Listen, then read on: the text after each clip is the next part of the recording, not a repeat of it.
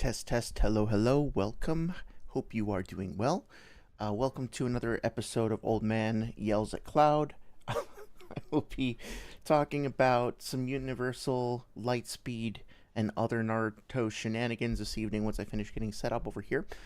Folks who are checking out the stream because they were expecting a gaming stream, I do apologize. We will getting off to a great start.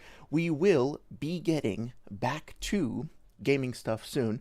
But tonight I want to continue our discussion of Naruto because, as you may recall, having been here the previous couple of streams, old friend of the channel, Sage of Thick Calves, released a video with Miyaboku Merchant recently titled Adult Naruto and Sasuke vs. Dragon Ball. And I wanted to make sure that we responded to it in a timely fashion, and since it's going to take probably multiple streams to talk about just the Naruto stuff, let alone the Dragon Ball stuff, which I may or may not do. I'll explain why in a later at a later time. But basically, I want to make sure that we go over the Naruto scaling stuff, and I want to make sure that we do it, to strike while the iron is hot, so to speak. This is a discussion that was catalyzed recently, so I want to contribute to it while it's still fresh in people's minds. And I do want to do the fucking Dark Souls 2 music analysis and then maybe use that as a platform to discuss game music in general, kind of launching off of there. So, I do have gaming stuff coming down the line. I still have the Durasane setup that I'm working on, as well as plenty of other ideas. But I thought, why don't we try focusing for a little while on this and see how that goes. Of course, you guys feel free to let me know, give me the feedback if you like these more focused things, if you'd rather kind of swap between them. Either way, I'm always open to feedback, as I hope I have made clear at this point. So that being said, we're going to get started in a few minutes. This is going to be probably a slightly more focused stream, so if I wind up talking to chat a little bit less, I'm still going to be paying attention to chat, but if for whatever reason I miss a message, it's probably just because I'm slightly focused, so please feel free to @ me or whatever, or to repeat the message if I don't get back to you in a timely fashion. For some reason, I'm still encountering this issue with StreamerBot where I think the chats are not showing up on screen. I do apologize for that.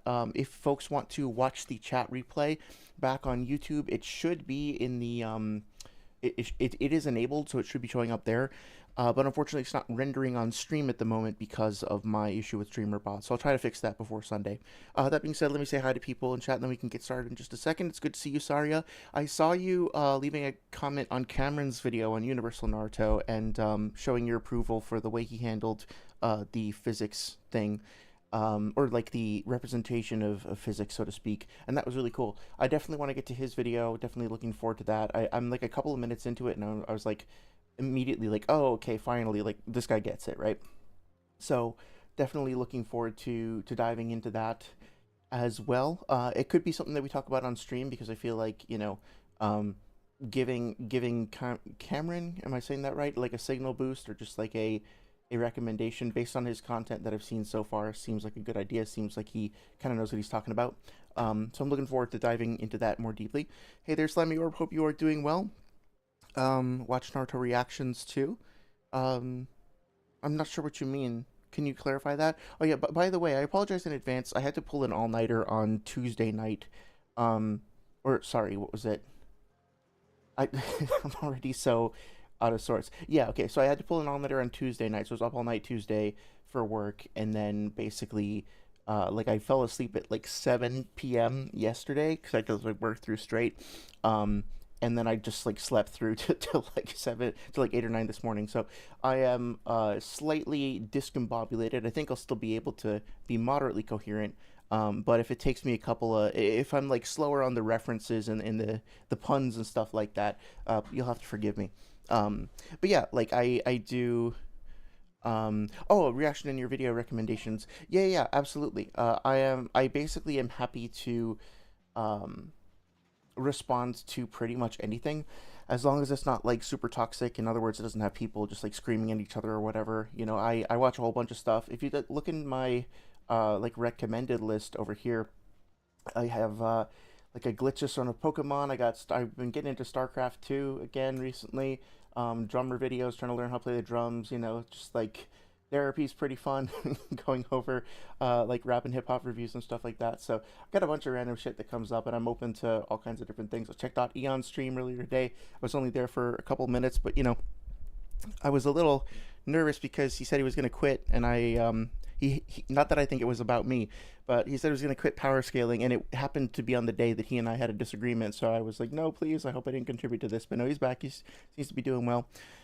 And yeah, I was reading through the comments here on Sage's video because I don't really think that it very seldom feels productive at all to engage with Sage directly on his videos. Like, I try to leave comments, I try to be thoughtful and thorough and stuff like that in the past, and just didn't really go anywhere. Even when I try to talk to other people and then Sage responds to me, like, it doesn't really go anywhere.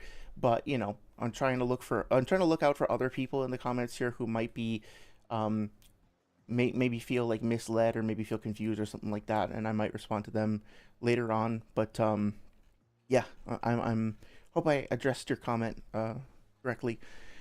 It's good to see you once, Smart. Hope you're doing well. I am doing okay. Overall in good spirits. Just kind of like my brain is kind of confused. It doesn't know if it's day or night, but other than that, I'm okay. So yeah, I think we're gonna get started. And then, of course, if folks have questions, feel free to ask or jump in. I think we're gonna stay pretty focused on the video tonight, so I don't think we're going to be talking much about other verses. Like, I know the Avatar trailer was released, and I'm hyped about that, but I'm probably not going to get too off the rails talking about that stuff or Death Note or whatnot. But yeah, let me know if you have any questions. I'll get into it in just a second. Orb says, John, turns out there's another YouTuber that did a series over analyzing each episode of Naruto. Oh, was that the one somebody in Discord sent that earlier today, right? It was the whole like list of like a 6 hour long retrospective. Were you the one who sent that? I'm trying to look through now, but I think I'm just missing it. But yeah, definitely. Oh yeah, I see you here. The one where you said found a very good recap slash review slash reaction to part one Naruto. Yeah, I'm looking forward to checking that out. Excuse me. I better get not too distracted with with Discord though. But yeah, if there's another one, then I'd absolutely be down to watch it. Obviously, like, it's gonna take me a while to get through 6 hours, but I like that shit. Oh, there's another. Okay, so that's not the one you were talking about. So there is another one. That's awesome. Okay. I will just say as a brief aside, I'm continuing to read through One Piece and really enjoying it. If you're in the Discord, you've probably already seen all of the little clips and stuff that I've been sharing, just because it's been so much fun. And honestly, it's been a long time since I felt that feeling that I used to feel like when I was a kid. I would pick up a new manga for the first time at the little cartoleria near my house, and I would just like get so excited to get invested in the world and the characters and go on a new adventure. But with like I don't know how else to describe it, but yeah, when I got to the part where Luffy goes up the reverse mountain or whatever it's called, and then they enter the Grand Line for the first time, and they're cresting the hill, and everybody's just so excited to see what's coming next, and you have the promise of all this adventure, and you get like a taste of the crazy creatures that you're gonna see. I felt that. I felt that like I was a kid again, being like, "Oh my god, I'm so excited! I can't wait to see what happens." So like I'm totally invested now, and I really like that. I like when I start off being like prejudiced against something, so to speak, and then wind up falling in love with it anyway. Because I really don't like the art style very much. Like, I hate stretchy powers. I hate how like skinny all the characters are. Like, even Sanji just like bends and warps around in really weird ways. But despite that prejudice, I like totally got invested in it, and I'm in love with it now. So yeah, really enjoying that. Let's see. The retrospective seems to be the first time. Okay, looking. Oh, I see. Yeah, definitely looking forward to that. Gonna put both things in the second one as a multiple playlist, so a lot of links. Yeah, no problem. I'm totally down for that. Hey there, is it JVNBB? I'm gonna call you JV if that's cool. Sorry, JV says, bro, can you help me? Since you are a One Piece fan, you can. I'll try, certainly. I want you to spread a news that's reality. Okay. To save many students. Well, I'll consider it. Let me know what's on your mind, man. With that being said, I'm going to get started on the video here. I think I'm going to skim through this first section over here. I listened to it before, and I didn't really have much to say. There's only a couple of things that are, like, new or that are worth, like, going over. Basically, Sage just kind of, like, reiterates what his understanding of the Naruto canon is, and what, how do you say, what kind of, content he's going to be considering uh, official. I should say Sage and Miyaboku because it's both of them, right? So they both decide like, okay, here are the Dragon Ball pieces of material that we're going to consider canon. Here are the pieces of Naruto material that are going to be considered canon, and that's totally fine. You know, at the end of the day, I used to be very hardline about this stuff. I used to be like, okay, it's either manga or nothing, right? And then I spent more time with the games, and I read a bunch of the novels, and I watched, I think, all the movies, although I might have missed one. Um, and then I was like, okay, you know, the reality of the matter is, at the end of the day, that like for the most part, with a couple of exceptions, all of these things seem to line up with what I know from the manga. Like there's certain exceptions like Road to Ninja and whatnot, but for the most part, like it seems to me as though there is a, you know, an intellectual property holder, Shueisha or Viz or whoever actually owns, wouldn't be Viz, it would be Shueisha, right? Who actually owns the intellectual property, and there are multiple teams working within that property, but ultimately they still have to adhere to the same basic overall guidelines, and so they don't do anything that feels to me like a betrayal of the characters or anything that's like totally out of line. It's just like there's a couple of timeline quirks in some of the things, and that's it. Like I don't know. I don't think that Bonds the movie is canon because it's like it would be really awkward and kind of missing the point. I think if Naruto and Sasuke met up post time skip before the first time they actually meet in the manga, that would like undermine their meetup. So that one I'm kind of like, like you can fit it into the timeline, but I just think it like totally undermines their narrative. It seems really weird for me.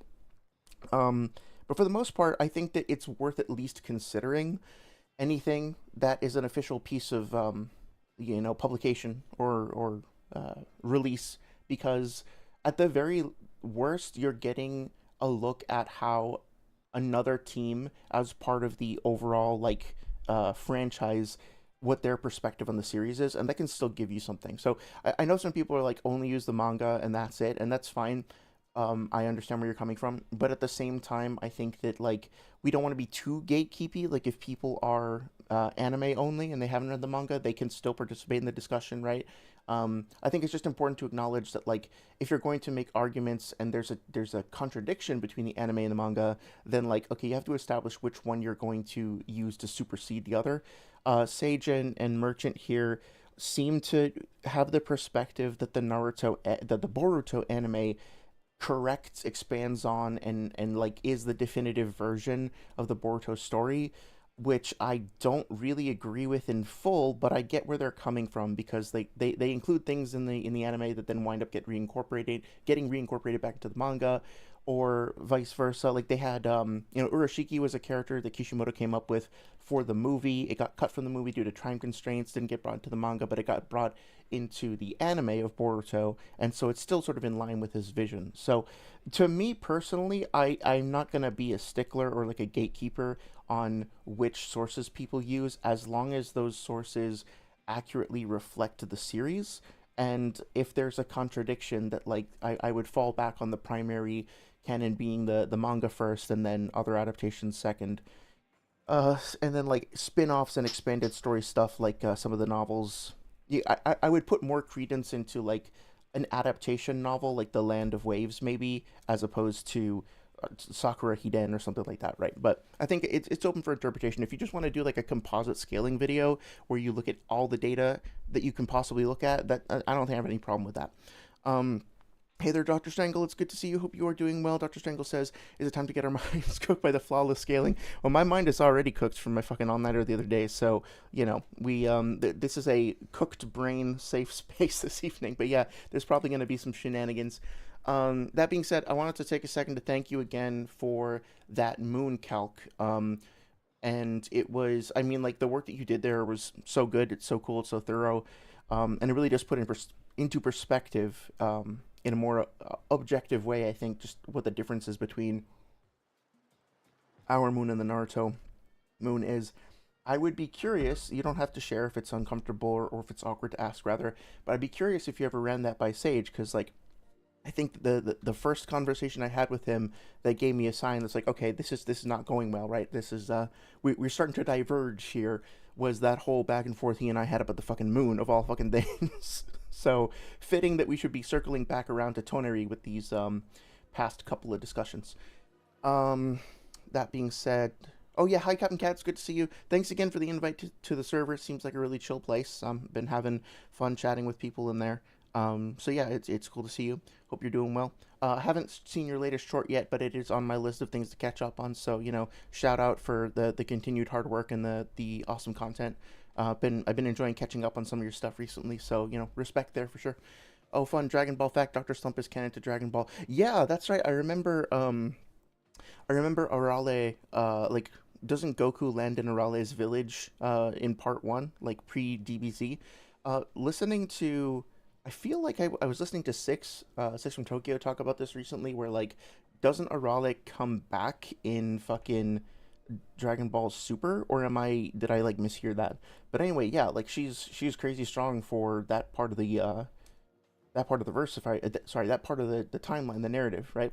I really, I don't know how well it held up, but I remember, for whatever reason, Doctor Slump was pretty popular at my school. It was like the one other thing other than Dragon Ball that people were like actively talking about until Naruto started to come out. I guess like some people liked One Piece, but it wasn't as popular.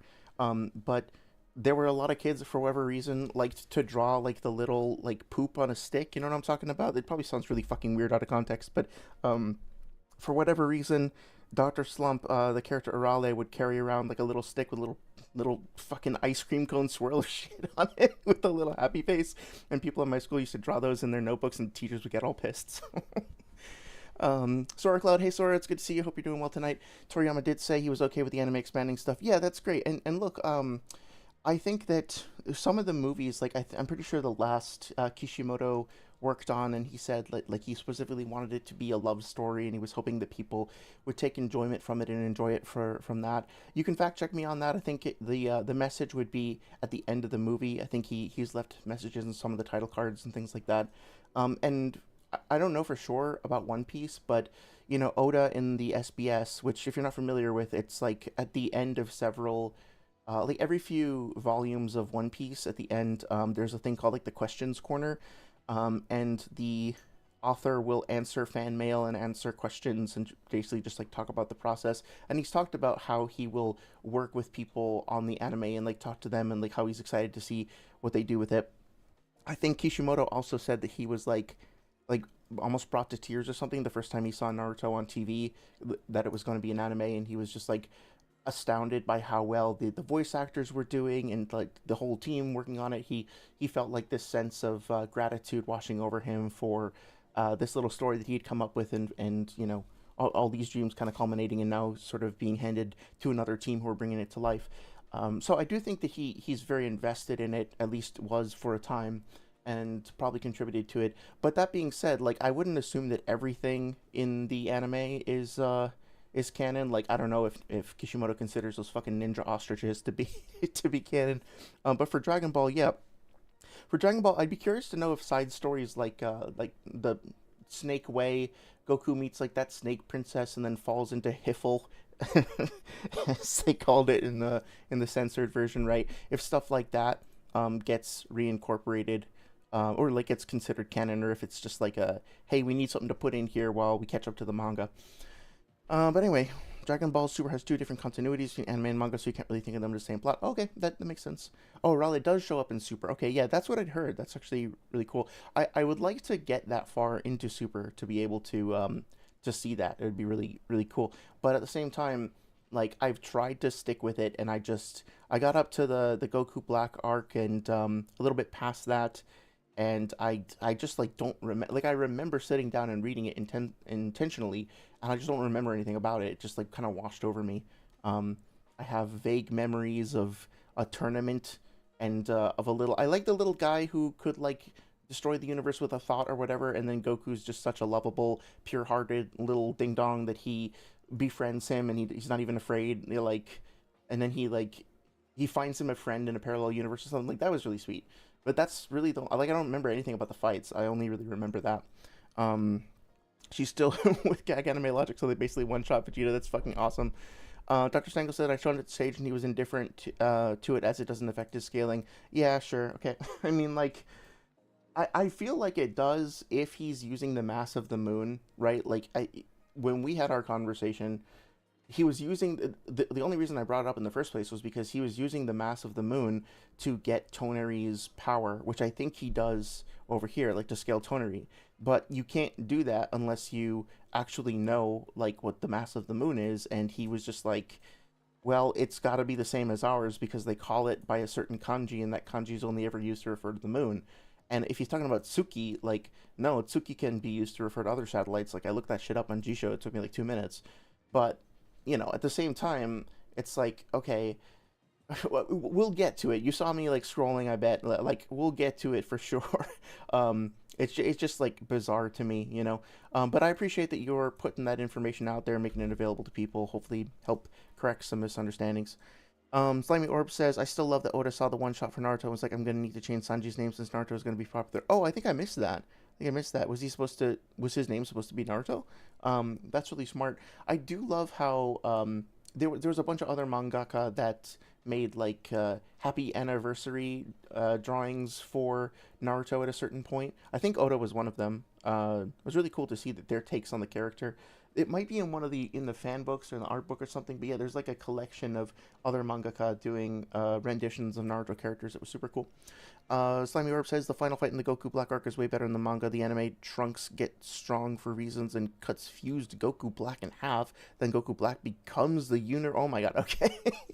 That is crazy. I mean, I like that they're doing crazy things with it, right? Like if they're gonna be on the level of characters who are capable of like destroying universes or stuff like that, it's kind of nice that there are implications to that beyond just who can punch the hardest. Like, what would it actually mean to be a fifth dimension? I'm not saying that DBZ super characters are necessarily fifth dimensional, but like, what would a fifth dimensional character, like, how would a fifth dimensional character even fight in the first place if it just transcends these dimensions? How would it engage with somebody who's confined to 3 dimensions, stuff like that, right? Like, sorry, I'm probably butchering your example, but I think you mentioned this to me before. It's like, a 3 dimensional person who's trying to get through a wall would have to like either open a door, or they would have to punch through it, or they would have to like go around or over it or something like that. Whereas like a fourth dimensional person trying to get around the wall would just like quote unquote step back, like outside of the dimension in which the wall is, and then just re-enter the dimension at a different position, such that like the wall's position was like pretty much irrelevant to them, in the sense of like, if you draw a line on a piece of paper, how do you get around the line? Sorry, if you draw like a wall, right? Like you're sketching out a dungeon or something in Dungeons and Dragons, and you put a wall in front of your character. Like, your character can bash it, your character can try to go around it. But if you're looking at that 2D plane, you can also like get up and go all the way, like hold up the piece of paper and flip it around, and then you are like, the wall is like irrelevant to you, right? So that's the real implications of something in a higher dimension engaging with something in a lower dimension, is that terms like those notions kind of get messed with and skewed in ways that I think our brains even struggle to predict, or to try and generate a model for. So I like the idea that these characters have reached such a level of power that they're just kind of like fucking with reality itself, or fucking with physics. Like, becoming the universe sounds like it's along those lines. Dr. Strangle said, then in both Goku summons Zeno, the small dude, and they just delete the timeline. I love that. That's awesome. Dr. Strangle says, I'm guessing that the AI moon mass compression calc is more recent than the Kong Boy had with him. That could be. Let me know what you think about it when we get there. I think you probably saw it in a little pop-up. Yeah, let me take a drink of water and we'll get into it. Sorry. I think I made a little noise with the water. Apologize for that. Okay, anyway, so the first section over here, he's just kind of establishing, or they're kind of establishing, the, like, what gets counted, what gets included in the canonicity. And as I said, I'm not really a stickler for that sort of thing. The one thing that does annoy me is this, though. So I'm gonna play part of the video and let me know if the how do you say, if the audio sounds okay. Oh, sorry, I missed your message. Let me see. The final fight in the Goku Black arc. In the manga, Vegeto cut Goku Black. Sorry, is it Vegito or Vegeto? Cut Goku Black in half. Then Goku Black just started duplicating from each hit. Then, oh, okay, gotcha. Well, I actually don't mind that. That's actually kind of an interesting idea. But yeah, they're two very, very different things for sure. So I guess the only way you can really reconcile that is that if you invent an explanation, like they're both like different tellings of the story, so they're technically two different universes, but they coexist somehow. But at the end of the day, what if we're discussing whether one is canon to the other? What we're really evaluating is a, do the two continuities and timelines, are they congruent with each other? Like, can they are they consistent, or do they create any contradictions? And then the second part is like, is it representative of the series? Is it representative of the design ethics or whatever, like design pillars? Um, and I think both of those two things should be considered when evaluating canonicity of something. Dragon Ball canonically has different timelines. Okay, so would you then say that you can reconcile those two different versions of the story and say like, okay, yeah, these are both part of the same timeline. They're just like branching timelines within the same canonicity, something like that. But yeah, so I don't really object to that. What I do object to is this. Let me play a bit of the audio and see if the volume's okay. It might be a little loud, so just heads up. 3, 2, 1. Before we do that, though, it's worth going over the definition of canon in fiction. Now, there's literally only one definition for canon in regard to fiction, and it comes from Oxford. So, here's the thing. I don't fucking understand this at all. We talked about this, like, when, was it 6 months ago or something, when Sage put out his databook video, and I don't know what the fuck he's talking about, like, legitimately. Because let's listen to his claim again. There's literally only one definition for canon in regard to fiction, and it comes from Oxford. So there's one definition of canon. It comes from fiction, or in regards to fiction, it comes from Oxford. So let's just pause for a second and then investigate this briefly, and then see it, like, come back to this and explain what the problem is. Okay. So I went to dictionary.com. I typed in canon. Okay. Keeping in mind, we're looking for definitions that apply to fiction specifically. Okay, so the first definition of canon on dictionary.com is ecclesiastical. Okay, second is ecclesiastical. Okay, the body of rules, principles, or standards accepted as axiomatic and universally binding in the field of study. Okay, that's not specifically related to fiction. Books of the Bible. I guess I could be edgy and say this is Christian, this is fiction, but I'm not not trying to be too much of a dick. Any officially recognized set of sacred books. Okay, so the works of an author that have been accepted as authentic, right? So this can incorporate fiction. Established or agreed upon constraints given the background, narrative, setting, storyline, characters, and a fictional world. Okay, so there's two different definitions, like slightly different definitions of fiction, right? And then there are probably other definitions that branch off of this, like what is fan canon versus authorial canon versus, like, if we talked about this a lot before, so I won't go into too much detail, but like, you know, if an author has their own idea of what the canon of an IP is, and the IP holders go a different way with it, and they introduce new stuff, like, which one of them is right? Well, we kind of have two different canons, right? If half of the fan base thinks that the author's canon is valid, the other half thinks that the creators, the intellectual property holders canon is valid, but then a third party, like a fan, starts writing a story, and then all the fans all agree that despite the author and the IP holders having their versions of canon, that now, like, this new fan created canon is the actual canon.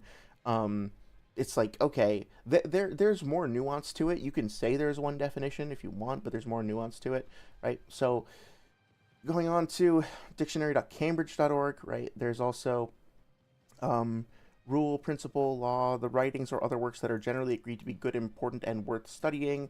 That could encompass fiction as well. All the writings, other works known to be by a particular person, right? So there's 3 different definitions of canon here with slightly different nuances. I'm not going to read through all of these, but, like, obviously you can go to other dictionaries and you can check those.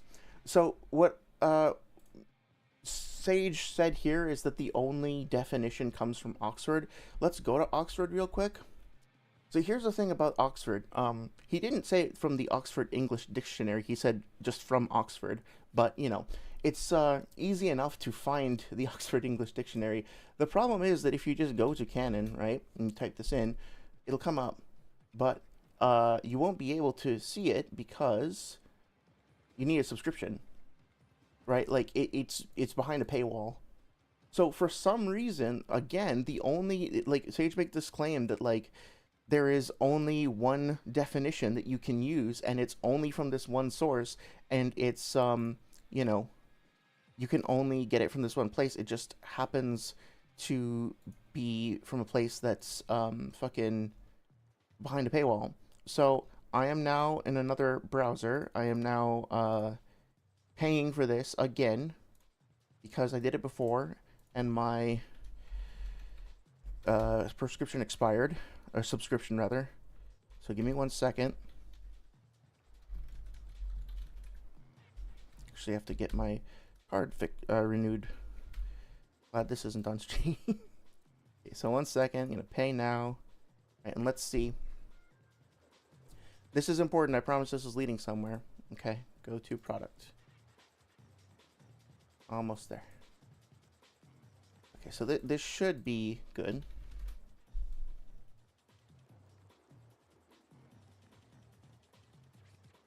And it doesn't work. Okay, hang on a second.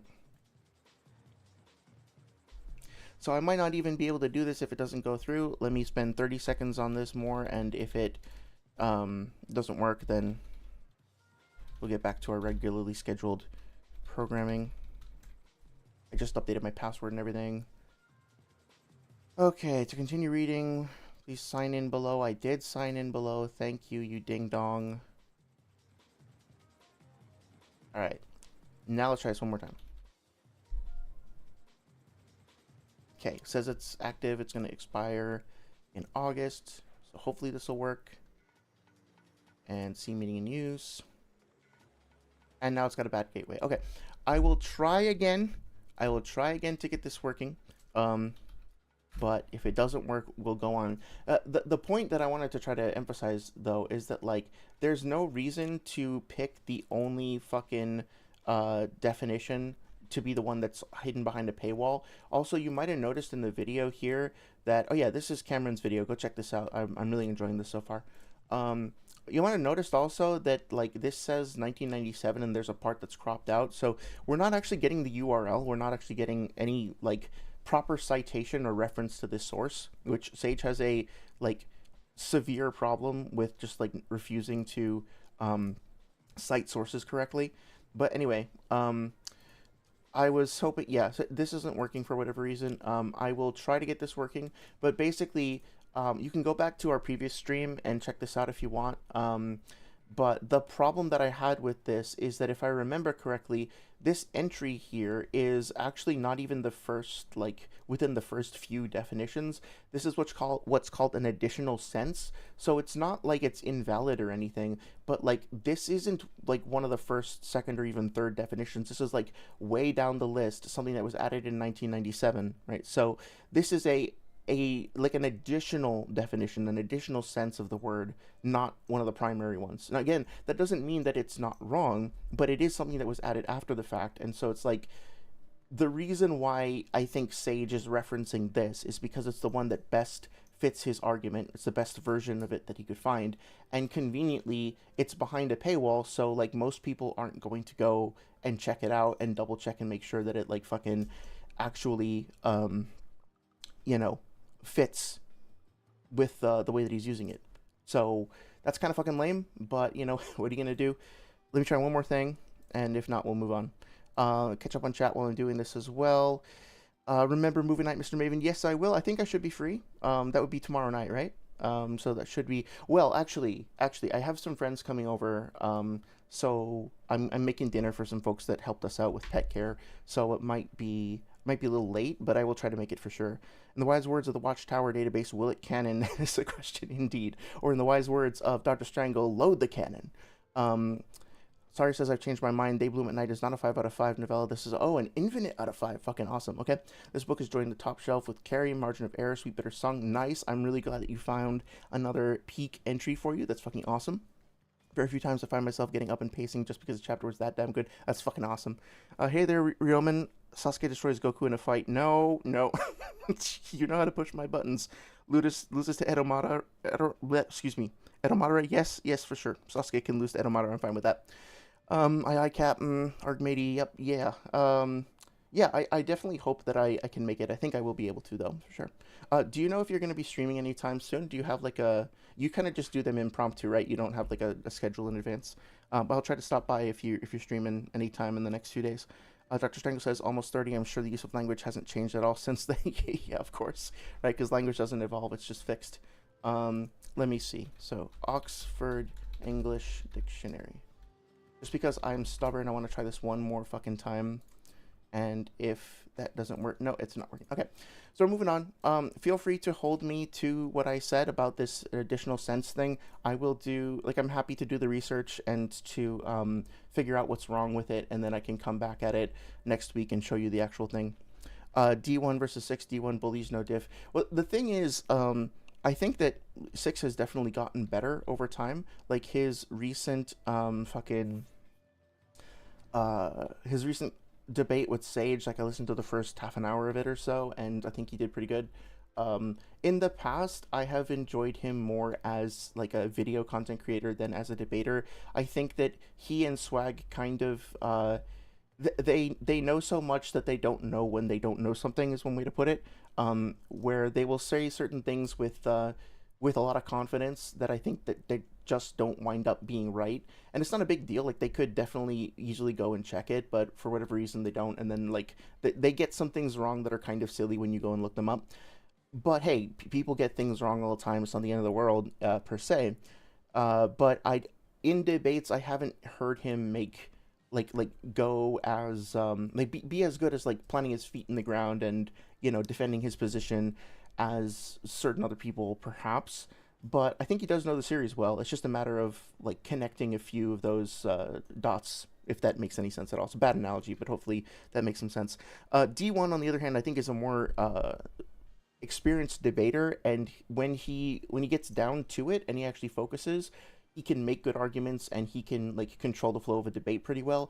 The problem is, like, his crash outs are just embarrassing. And, like, I'm not trying to be mean to him as a person. I don't know him as a person, but that thing that he does where he you know, just tries to say as many insults as fast as possible, and he just, like, starts spouting off of the mouth and just, like, going absolutely nuts is just, it's not charming, it's not funny, it doesn't advance the conversation at all. Like, it's really not for me.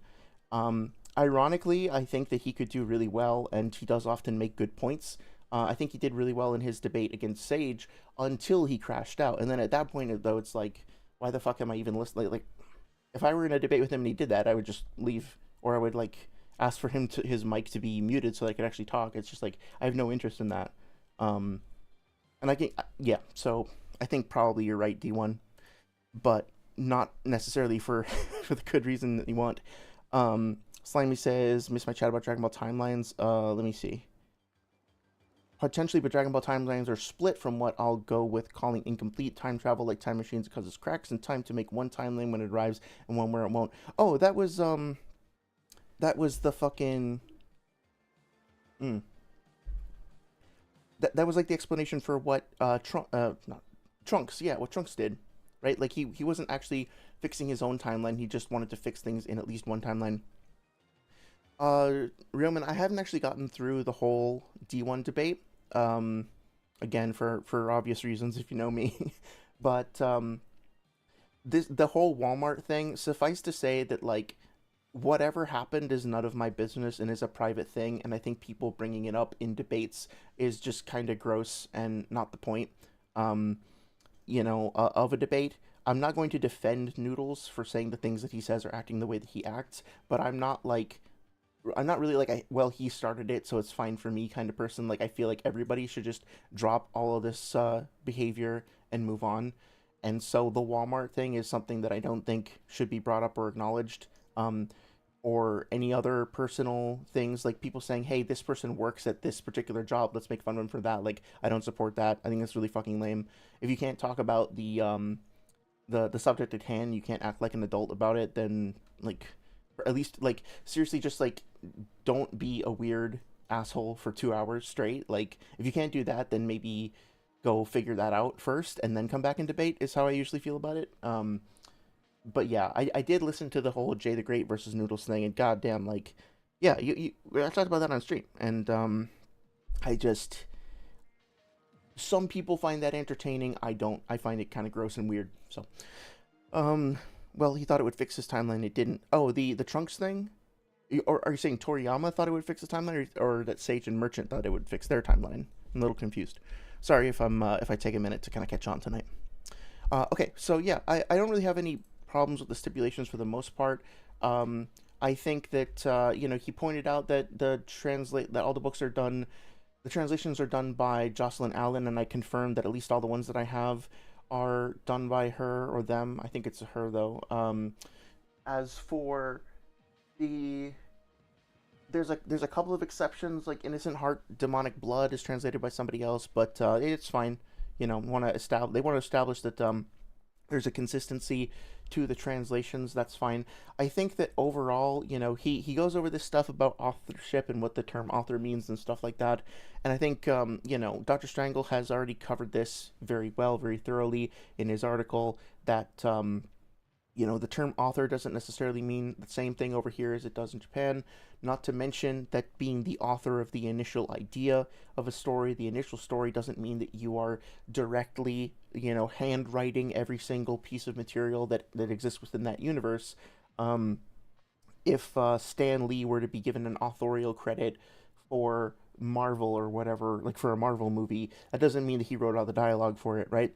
So it depends. There's nuance, but if he's just trying to establish that, these are all official and it's worth fucking looking at the novels and stuff like that, that's fine. I'd much rather spend my time addressing the actual arguments as opposed to trying to quibble over what you can and can't use. I will say though that like there are four different versions of the Boruto movie, aka the versus Momoshiki arc, and those four versions do have differences. And when I've talked to Sage about like which one is authoritative, which one is correct, in the past he's basically just said, "Well, I don't think it matters, because if there are differences, they're probably minor, so whatever."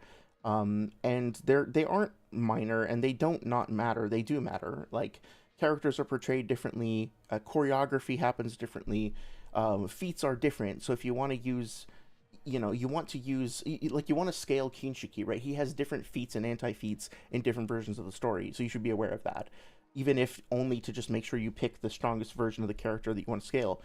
But at the same time, it's like I think in this video it's a bit more nuanced, their approach. They're trying to say that they feel that the manga and the novel were like the template, and then the anime has kind of become the canon version of the story. And I don't disagree. Like I don't fully agree with that, but like maybe this is a victory through attrition. I don't fucking want to argue about that. I'll just allow it, so to speak, for the purposes of making some fucking progress here. The one thing over here I think is worth maybe looking at is Boruto creator addresses whether the manga's canon. Boruto's carrying on the ninja traditions Naruto made years ago, and fans are eating all the stories up. Still, there are those who wonder if the series manga should be considered canon, and the answer has come down. So yes, okay, of course, no fucking link, of course. But hey, that's fine. We can find this one pretty easily ourselves. Boruto's carrying the ninja. So yes, Boruto is canon to Naruto regardless of its format. Recently, the creator Boruto did an interview with Luca Comics about his ongoing series. Miko Ikamoto is handling the series. Translation summary via Reddit of the interview reveals the artist's canon point of view.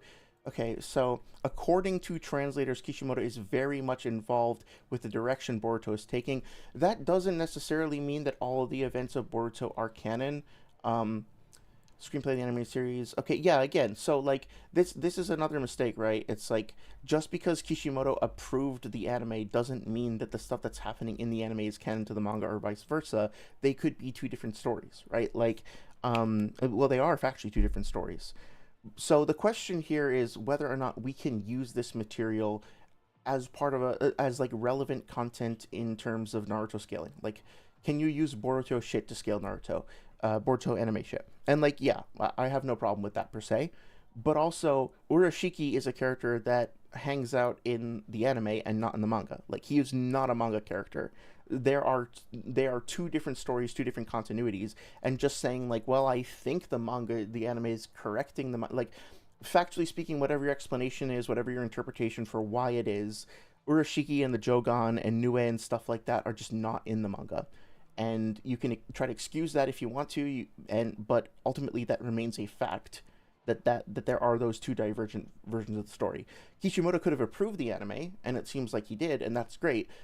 And despite his approval, or like in parallel with his approval, there are still things in one version of the story that aren't in the other. Can you still use Nue scaling? Maybe. Can you still use, um, fucking, uh, whatchamacallit? Well, it's like if you want to scale characters and you use a feat from the manga, when there's an equivalent lesser feat in the anime, but then keep flip flopping back and forth between the two. That's really the only place where I have a problem, right? It's like as long as you're consistent with whatever source that you're using, and you're not just picking and choosing without being very clear that you're doing a composite. That was my objection to Noodles' thing when he was scaling Kakazu. Is that, like, sometimes he would take things from the anime and accept them, but then other times he would reject counter arguments because he would say, well, that's anime only, so it doesn't count, right? So the real problem is not using the anime, it's using sources facetiously or like dishonestly. I don't think Sage is doing that here, so I don't have a problem with him on that. I'm just saying that, like, in general, you shouldn't do that. Let's see. Nue's in the volume extras for the Jutsu Sumire has. Yeah, I've seen that, and it's like, I do appreciate the fact that they acknowledged her and gave her that jutsu call out. But at the same time, I still don't know if that's enough, because there are scenes in the anime where, like, Kawaki fights with Nue, right? And those don't happen in the manga. Sumire's design is different in the manga versus the anime. So I just, the fact that nobody ever talks about, like Nue also gets, like, Sumire brings out Nue pretty freely. Like, I just rewatched that episode where they fish for the eternal carp in preparation for last Sunday's stream, and Nue gets fucking brought out to use a jutsu or, like, ability to reinforce the chakra, the fishing rod, to then, like, bring the fish out of the water, right? So it's like, it's not like it's a big secret that she can never use. It seems like there would be incentive for her to have summoned Nue, and since she does do so in the anime after that arc, it's weird that it's never come up in the manga.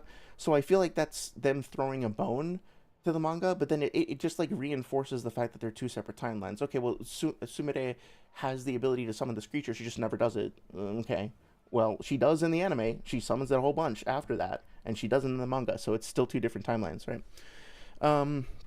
Sasuke beats Virgil, probably, at least based on the scaling I've seen. Maybe. I'm not qualified to really comment on that, though.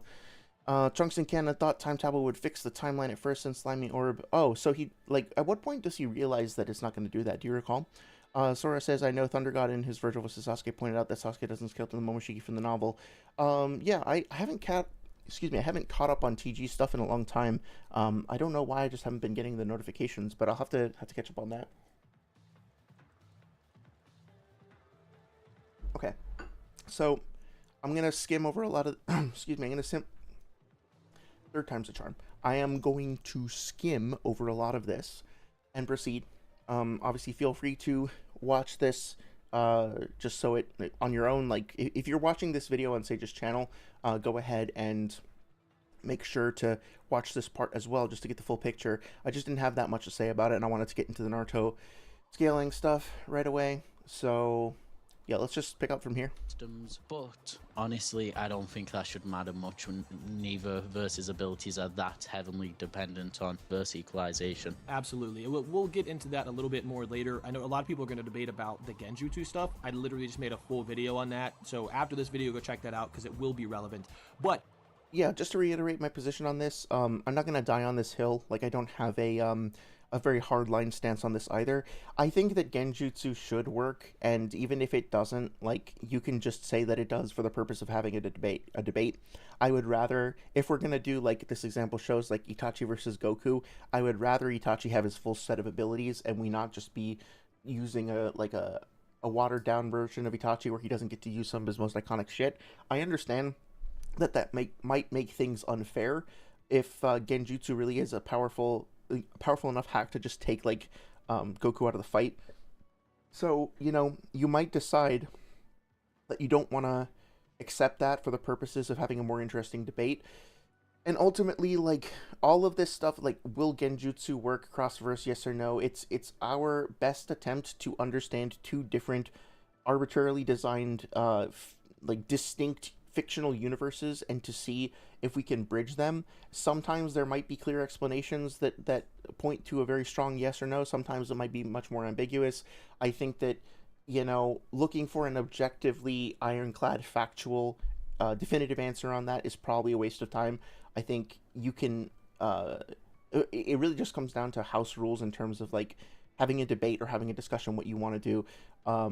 So verse equalization, some people love it, some people hate it. I'm kind of neutral. My personal opinion is that if it helps you better understand the series, then go for it. If not, if it just causes confusion or whatever, then maybe leave it alone. But yeah, I personally, my headcanon or whatever is that Genjutsu would work across verse, but I understand there are solid arguments against that, and I'm not trying to start shit about it, right? With that out of the way, let's go ahead and jump into the scaling. And by the way, guys, this is going to be a long... Yeah, so like my other video about that topic, by the way, my main objections were to Sage's argumentation as opposed to his conclusion. It was ironic because I actually like really do agree with his ultimate conclusion. It's just like the way that he gets there was so like slimy. No offense to Slimy Orb. It's like the derogatory slimy, whereas Orb in chat here is like the positive slimy. Trunks probably decided after to save at least one timeline, but the tragic thing is due to all the time travel in the Android and Cell Saga, the main timeline is like timeline 7. Oh shit. That's right. Don't they call it Universe 7 in some Universe 6, Universe 5, or is that a different thing? The universe is not timelines. Yeah, by the way, Slimy Orb, just so you know, we have another community member named Cringeworm. I think he's going by a different worm, like proto-worm these days. And I sometimes say X, Y, or Z thing is wormy because I like describing things as wormy rather than ratty. But that's not any slander on actual good worms, and there's not going to be any slander on actual good slime. So just so you know, if I use that term, it's not a directed thing at all. Welcome, Ursa. I hope you're doing well. Ursa, just so you know, I played the recording of the stream from, was it Sunday or last Thursday, where you were telling me to, practice a little non-attachment and stuff, and you're just like all the nice sentiments that you had shared, and my partner was like, that meme where Leonardo DiCaprio is like pointing at the TV, just like jumping off the couch, being like, yes, please listen to this person. So I just want you to know that that your words had a positive effect and are sticking with me. And also, my partner appreciates the little mini therapy session as well. So I think you're just wanted to know that you're appreciated there. Timelines of universes are different. Okay, sorry, I'm not an expert on Dragon Ball Super by any means. Universes are different from timelines. Okay, yeah, I appreciate that clarification for sure. Let's continue. Scaling portion, because we have a lot to go through. Obviously, we want you guys to stick around, listen to the scaling. We've come up with some really unique art. By the way, I think that video glitching thing is just, I'm having an issue with Chrome. I don't think it's on Sage's end, so if it looks a little choppy, assume that it's my fault, not his. Arguments that I think you guys are going to like, but if you just don't care and you just want to see the matchups, go ahead and skip to this timestamp here. I think that the quality is not what it should be. So for the low ball side of things, what we're asking here is, what is the lowest we can reasonably get them? Basically, with our low ball, we're saying you can't get them any lower than this without being incredibly disingenuous.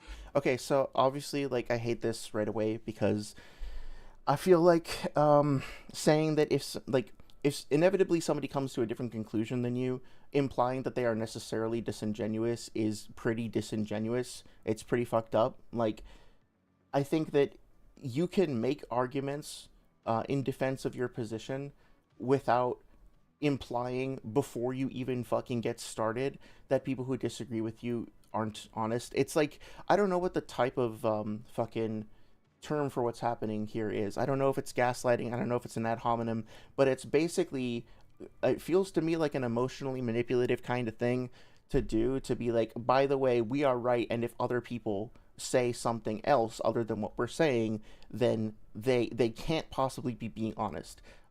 No, I disagree with a lot of this shit. I genuinely think I'm being honest. I've put in a lot of time and effort, and I know that there are a lot of other people who have done the same thing, and so, starting off the video by saying this, it puts a real sour taste in the mouth, so to speak. It's just at this point, it's not disappointing. A year ago, I would have said it's disappointing, but I want y'all to walk away from these streams not just being like, oh, cool, I know something about Naruto now, or Dragon Ball, or whatever. I want you to understand that, when people...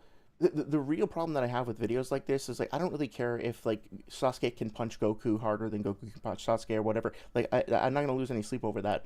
What I lose sleep over, so to speak, is this kind of phrasing, this kind of language, and this way of engaging with other people, because I see this over and over and over again in the comment section, and people disagree with each other, not just here, but in other people's videos. People disagree with each other. They're so quick to be like, oh, I know what you are. You're one of those dishonest ones. You're one of those disingenuous ones. You're a rat, right? Like, it's training people to recognize disagreement as an inherent source of dishonesty, which is extremely toxic for the overall discourse. And I know it might not seem like oh, okay, John, is just like, it's just one sentence, what are you getting so worked up about? It's not just one sentence. It's like this consistent trend that's been going on for at least a year, and not just on Sage's video, to be fair. On Sage's channel, a bunch of people do this, and it has to stop. It's really problematic.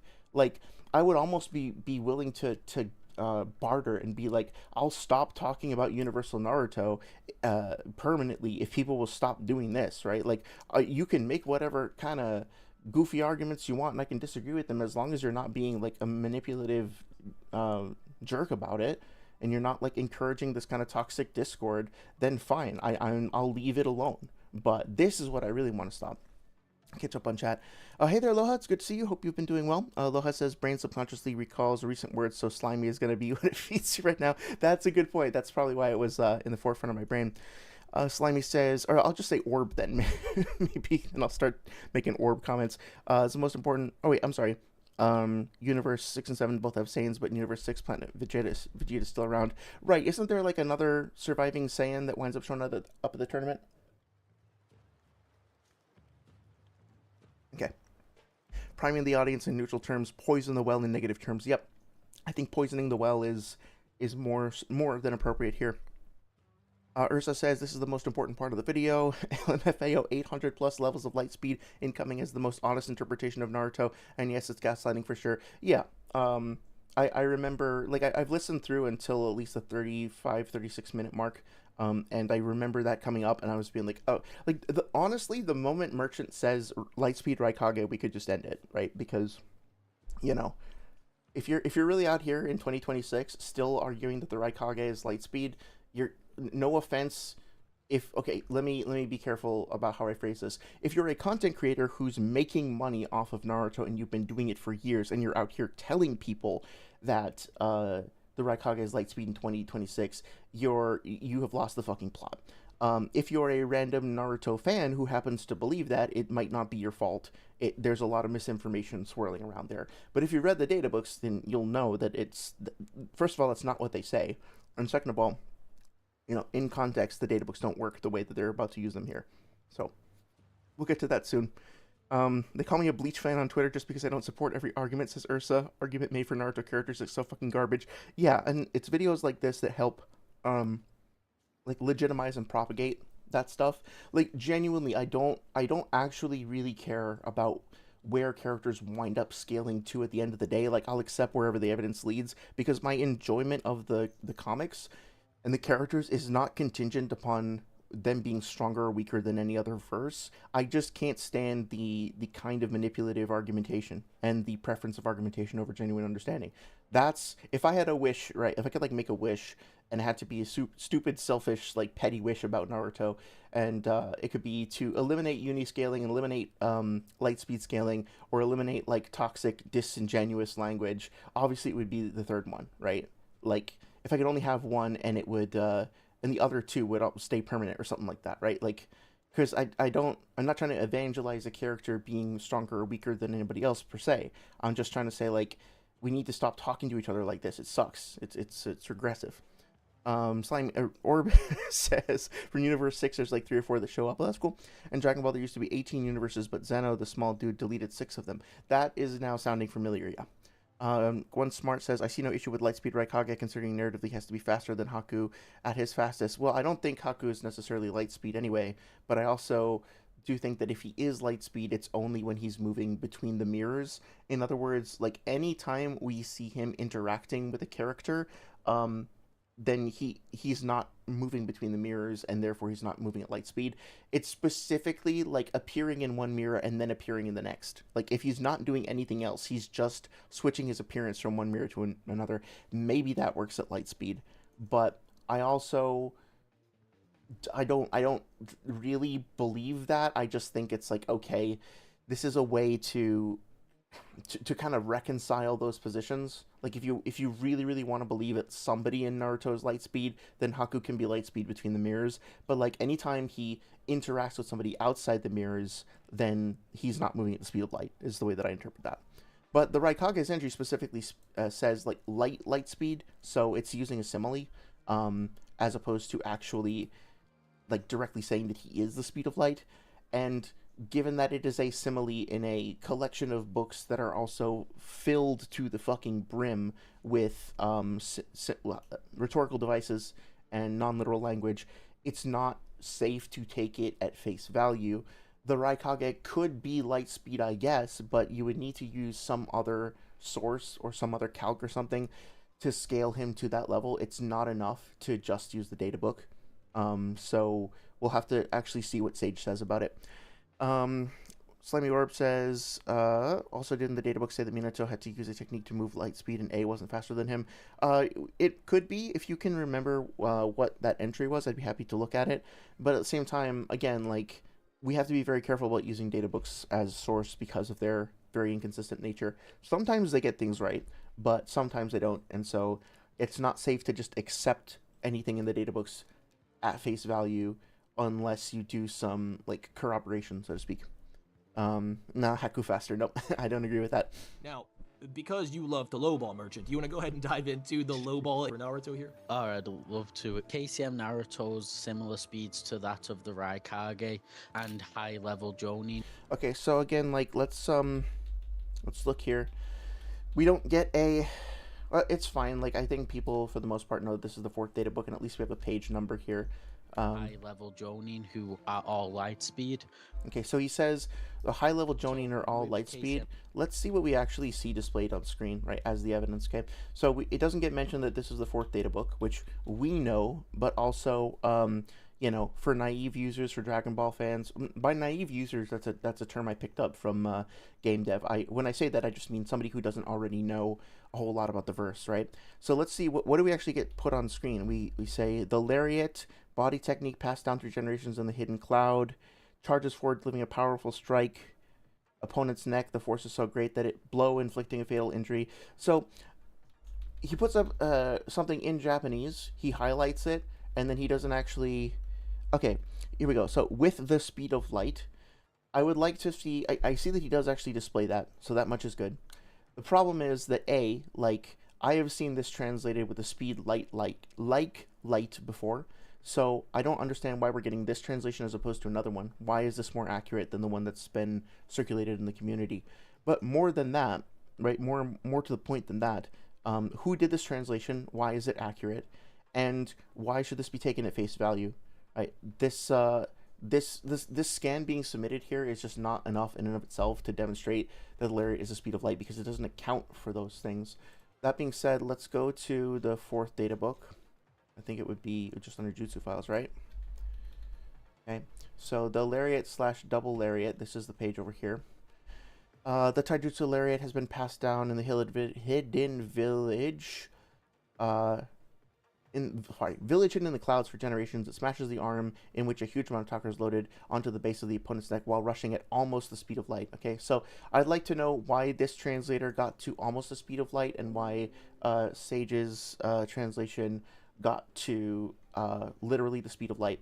And then furthermore, I'd like some acknowledgement of the fact that, like, the broad axe of a raging bull, okay, like the broad axe is not literally a broad axe, right, that beheads with the impact of a thunderbolt from the blue, okay, thunderbolt from the blue, that is rhetorical language as well, or figurative language as well.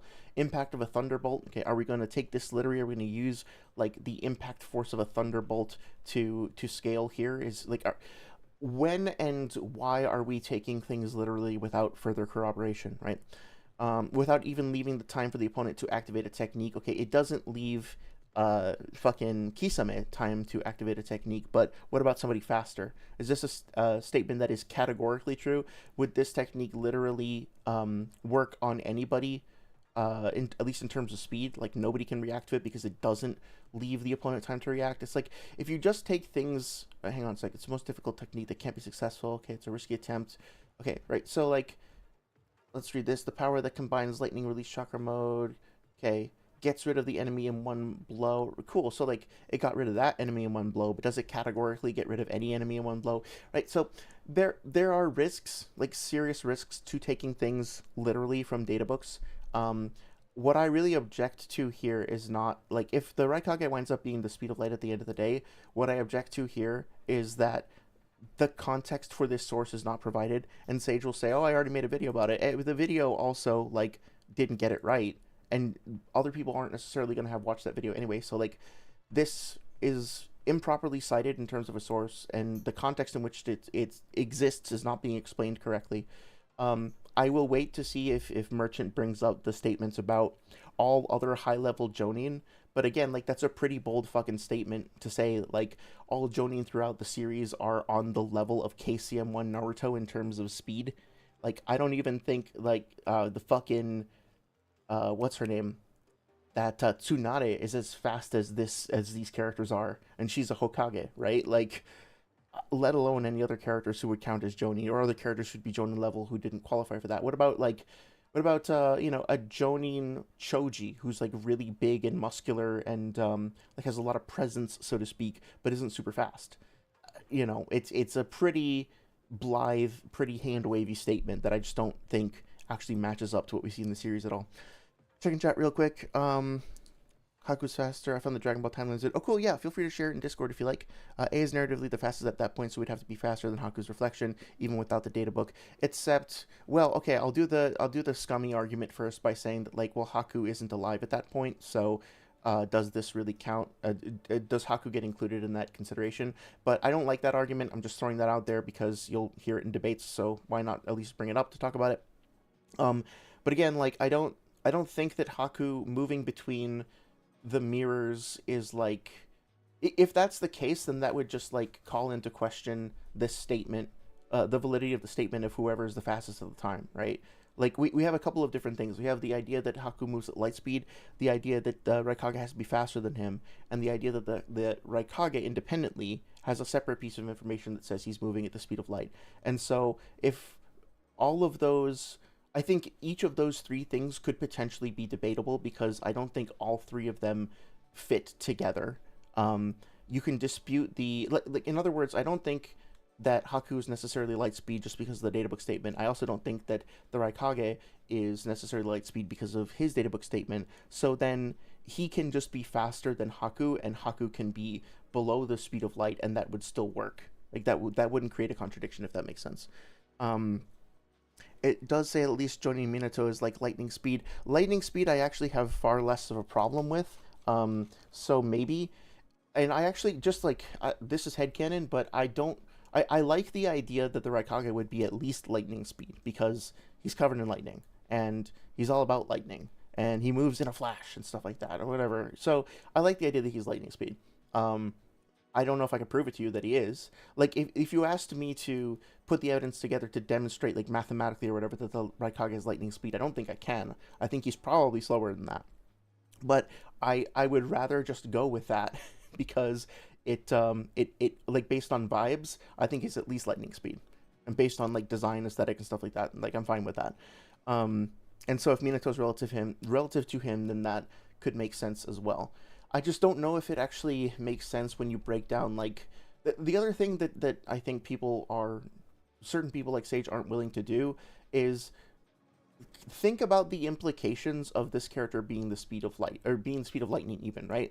Think about his mass, which I'm pretty sure we get a specific number for, but let's just say I'll make up a random number, 200 kilograms, right? It's probably, like, I have no idea if that's representative at all. I don't know kilograms that well. So let's say he's 200 kilograms and he's moving at the speed of lightning.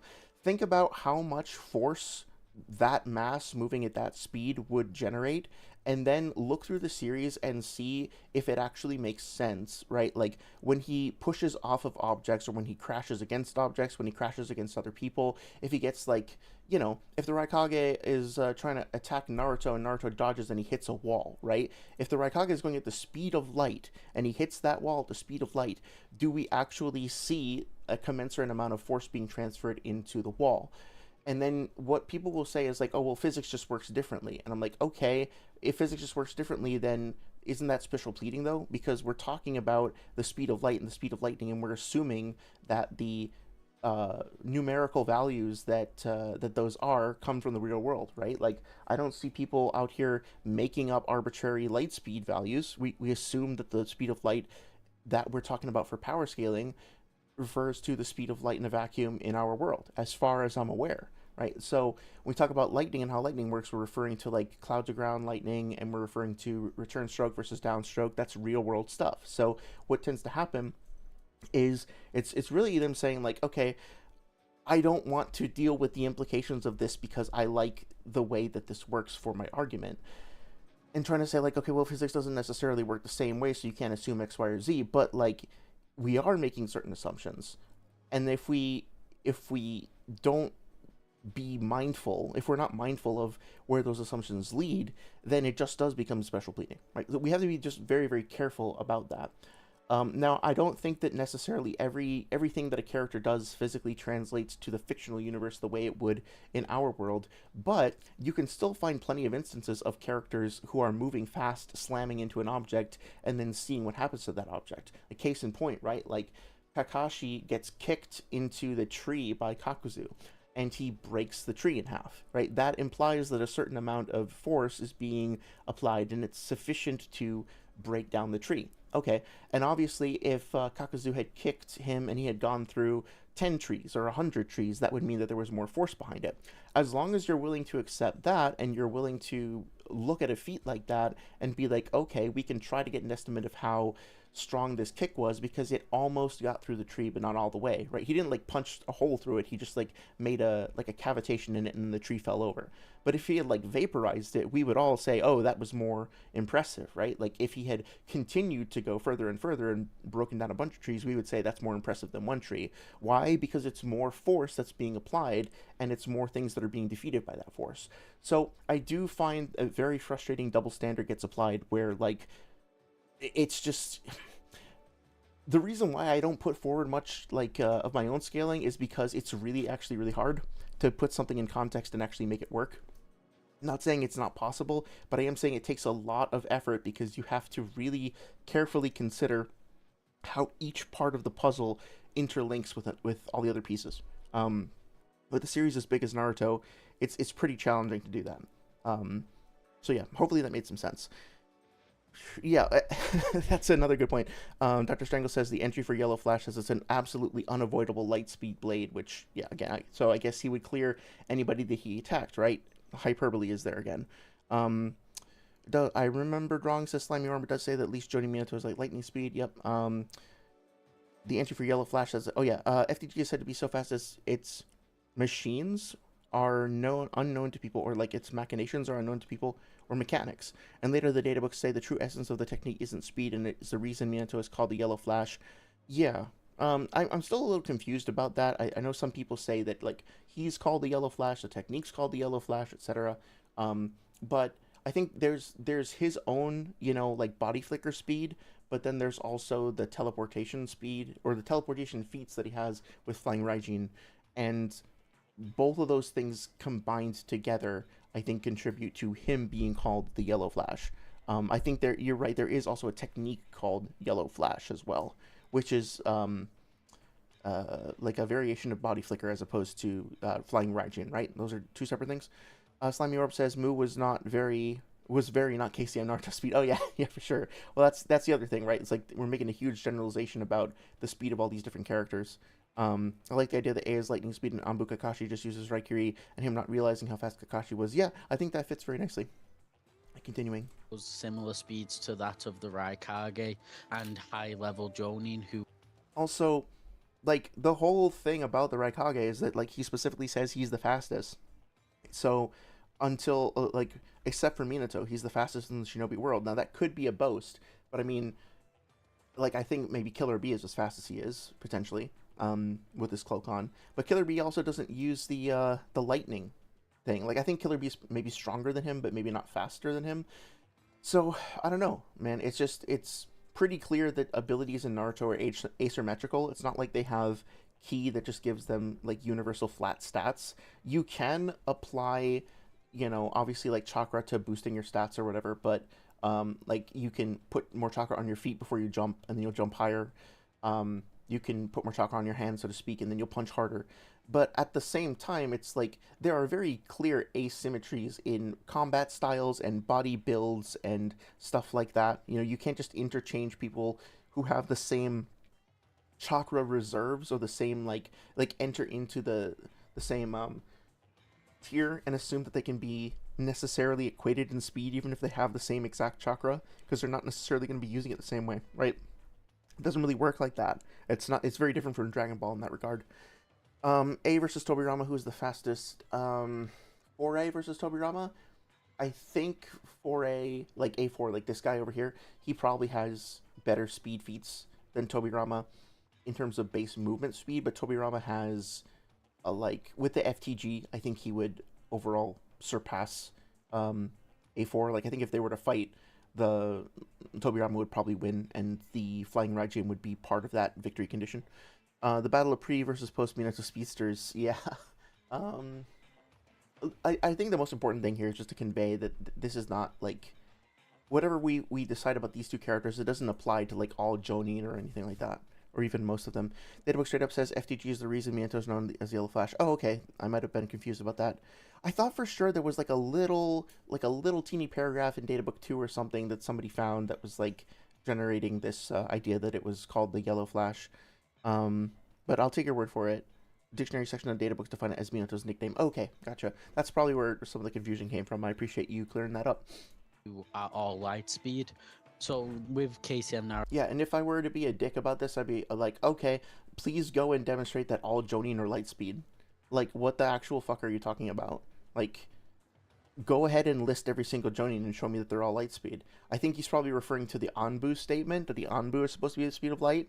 We'll see, but like, as far as I'm concerned, like any statement that gets built off of this in the rest of the video, the assumption that the Jonin are all light speed, it's a positive claim, so it needs to be substantiated. Naruto being light speed, we actively see in the fight versus Obito that at least physically KCM Naruto is on a similar level to base Guy via their performance in the Obito fight, where Guy...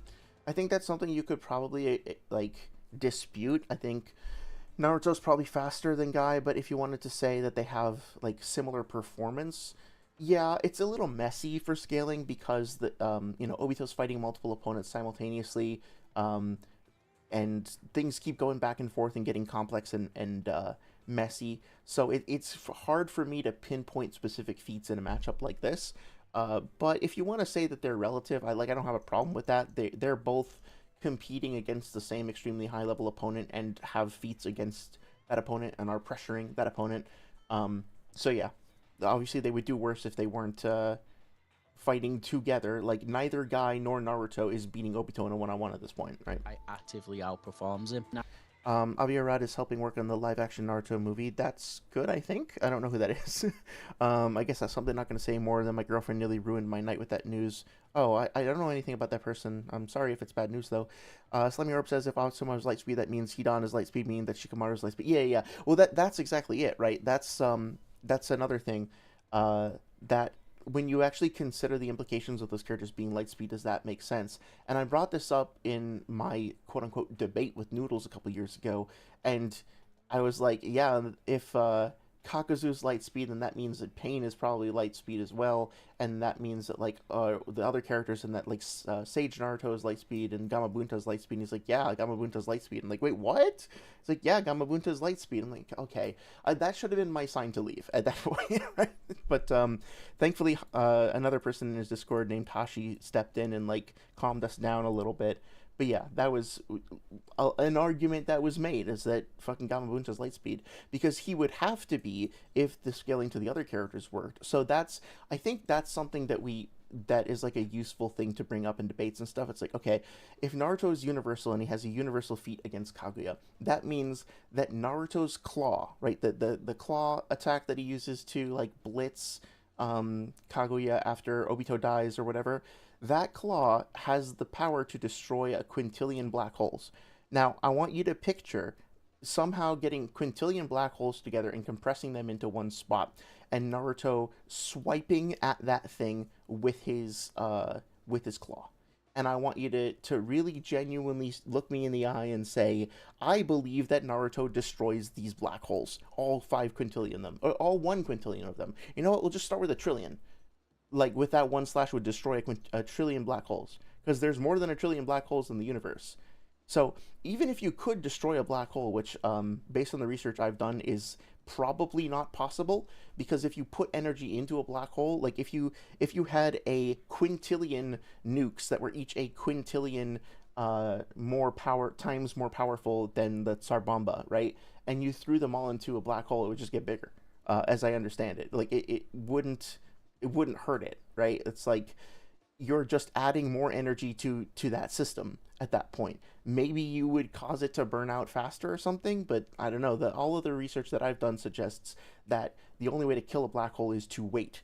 So, but hey, okay, it's a fictional universe, so let's just say instead of a black hole, because black holes have weird properties, you made it an equivalent mass of stone, right? It was like a brick in Dragon Ball, that brick of highly dense, super heavy stone that fucking Trunks cuts through with the Z sword or whatever that old Kai pops out of.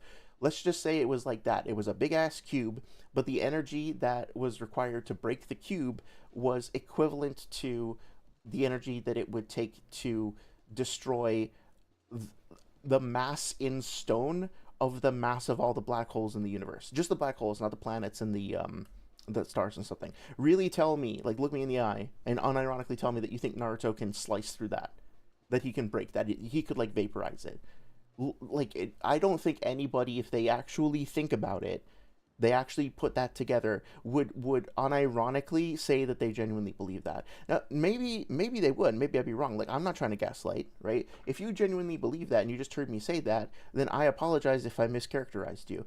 It's just like, for people who I would guess that the reason you believe that is that you've been told like bad information from people about the series. But if you've read through it, I am just really confused as to how you got there, right? Because think about what that means. Like, characters around this part in the story have the ability, or like even in going into Boruto, like characters have the ability to rip apart the equivalent of trillions of black holes worth of matter with a punch. Does that actually make any amount of sense when you see the level of feats that they have? But I don't see it at all. It's fucking preposterous. Um, yeah, big old light speed frog. Also, an important thing to remember: attacks don't always scale the user's defense. Um, you mean like, if I am a character and I attack, then my attack and my defense are not necessarily equivalent? I would agree with that. Yeah. Gohan tried to break it, and the sword broke, and old Kai came out of the sword. Didn't he break it like specifically by clashing it against the cube though? I thought that's what happened. But then yeah, the old Kai came out. Like, he was like trapped in the sword, right? Okay, so continuing. Naruto can't get a single attack in against Obito, while Sky actively can, and he. Well, I don't know if that's fair. Naruto is relative in speed to Obito, but you know the Kamui adds a huge variable into the fight, so it could actually be that Naruto's like faster than Obito in some instances, but he's not going to damage him while Kamui is active, right? So I would take that with a grain of salt. He's also going relative to Obito, who's fighting Naruto on par. And then we know for a fact that the first gate is a 5 times amp, because. Okay, hang on a second. Normally, human beings utilize a mere 20% of their own muscular energy. If anyone were to employ anything close to 100% of the strength of his muscles, the muscles themselves will quickly break down, so the brain sets a limit on how much of our muscle power we're willing to use. Figure the technique is in overriding that internal cranial safety feature. Okay. Giving the wielder access to all of his own chakra. Dangerous that it is. The result is the release of enough muscle power to enable the wielder to perform a series of grueling and demanding tasks at an incredible speed, pushing his own body to the limits of safety and beyond. I don't see anything here about... Okay, so... Yeah, I understand why you might think that a 20% increase, or like 5 times increase in muscle performance would correlate to a 5 times increase in speed, but I think that's an assumption that would need to be backed up mathematically. Like, you can well, I don't know. I'll reserve judgment on that. Like, I can see how it intuitively makes sense, but something about that is sticking out to me as a red flag. Like, is that true for every single person, regardless of their mass? I don't know. I'll put a pin in that. I'll accept it for now, but something about it is standing out to me as being a little sketchy. Slimy Orb says, oh, sorry, Ursa says, it makes sense for Dragon Ball because they literally punch so hard it reality unravels from the shockwaves. I still have yet to see that feat. I'm very curious about if that comes up later. Slimy Orb says, not even a punch in the boot arc, you can scream enough to start breaking dimensions. Yeah, so, again, like, that's an interesting feat because it does demonstrate an actual tear between the boundaries of dimensions that's being caused presumably by physical force, right? So that would be something worth looking at for sure. Not even a punch in the boot. Oh yeah, if Naruto had the 8 gates, sure, but he doesn't. Yes, so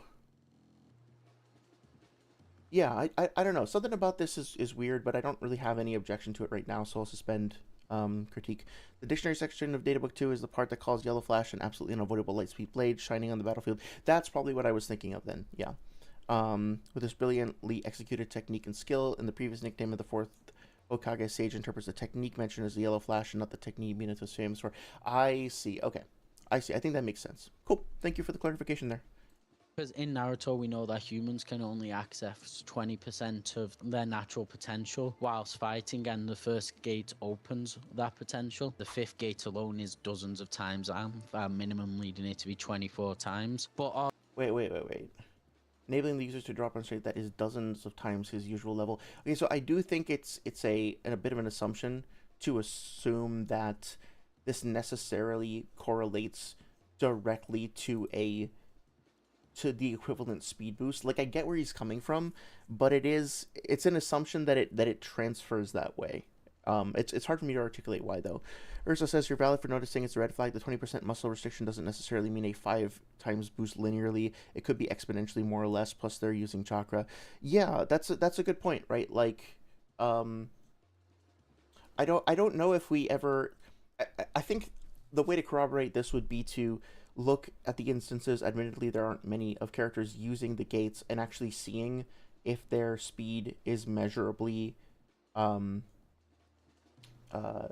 that way, if that makes sense. Like, if the feats that they demonstrate actually match up to this statement. also, we know that this is likely a low ball on Guy's speed due to the fact that gates are commonly seen as a blitz or close to a blitz higher ramp. Like, for example, the 7th gate, which is a blitz tier above the 6th gate. Okay, so that, like, again, I don't know if you noticed that, right? It's very quick, but... Blitz higher ramp. Like, for example, the 7th gate, which is a blitz tier above...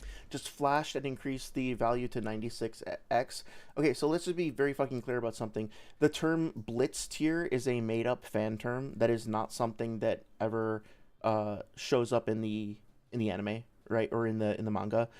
Blitz tier generally has an assumption from power scaling communities or rubrics like VSB and whatever, that it is generally a certain amount of speed or anything like that, like a certain amount of times faster. But again, like, we don't actually have a reference, at least not yet, to that VSB metric or whatever they're using. So just throwing in the term blitz tier above with no reference or corroboration, and without actually demonstrating that this is true and represented in the series, is at the very least extremely hand wavy.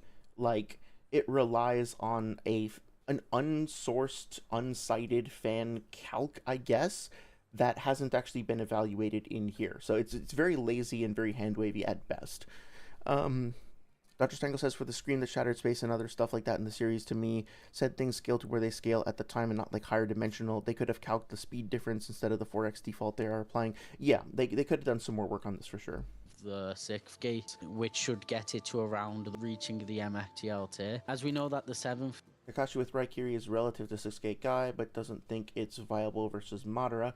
Also, Kakashi's physicals are shown relative to Minato's, who gets his arm chopped off by Madara, while 7th gate Guy doesn't get tagged by him. Gate Sure. is a huge amp on top of the 6th gate off of Showins. It just has feet of blitzing people the same speed as 6th gate Guy. And also, I don't know if that's true, right? Like, Blitz means moving so fast that your opponent is unable to perceive or react, and you would need to actually demonstrate that neither of those two things are possible. Neither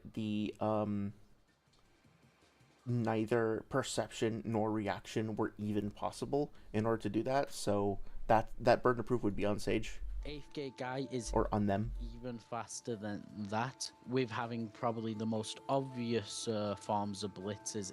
So this is what I'm talking about, right? Like, if Guy is actually moving at 384 times the speed of light, and we do believe that physics at least works to the extent that you can demonstrate, like, FTL or whatever, F equals ma works in this universe, this 384 times faster than the speed of light dude just traveled, across, I don't know, less than a mile, probably a few hundred feet, which means that he's got 384 times the speed of light times, convert that into acceleration, then times that by his mass. That's the amount of force that he is traveling forward with.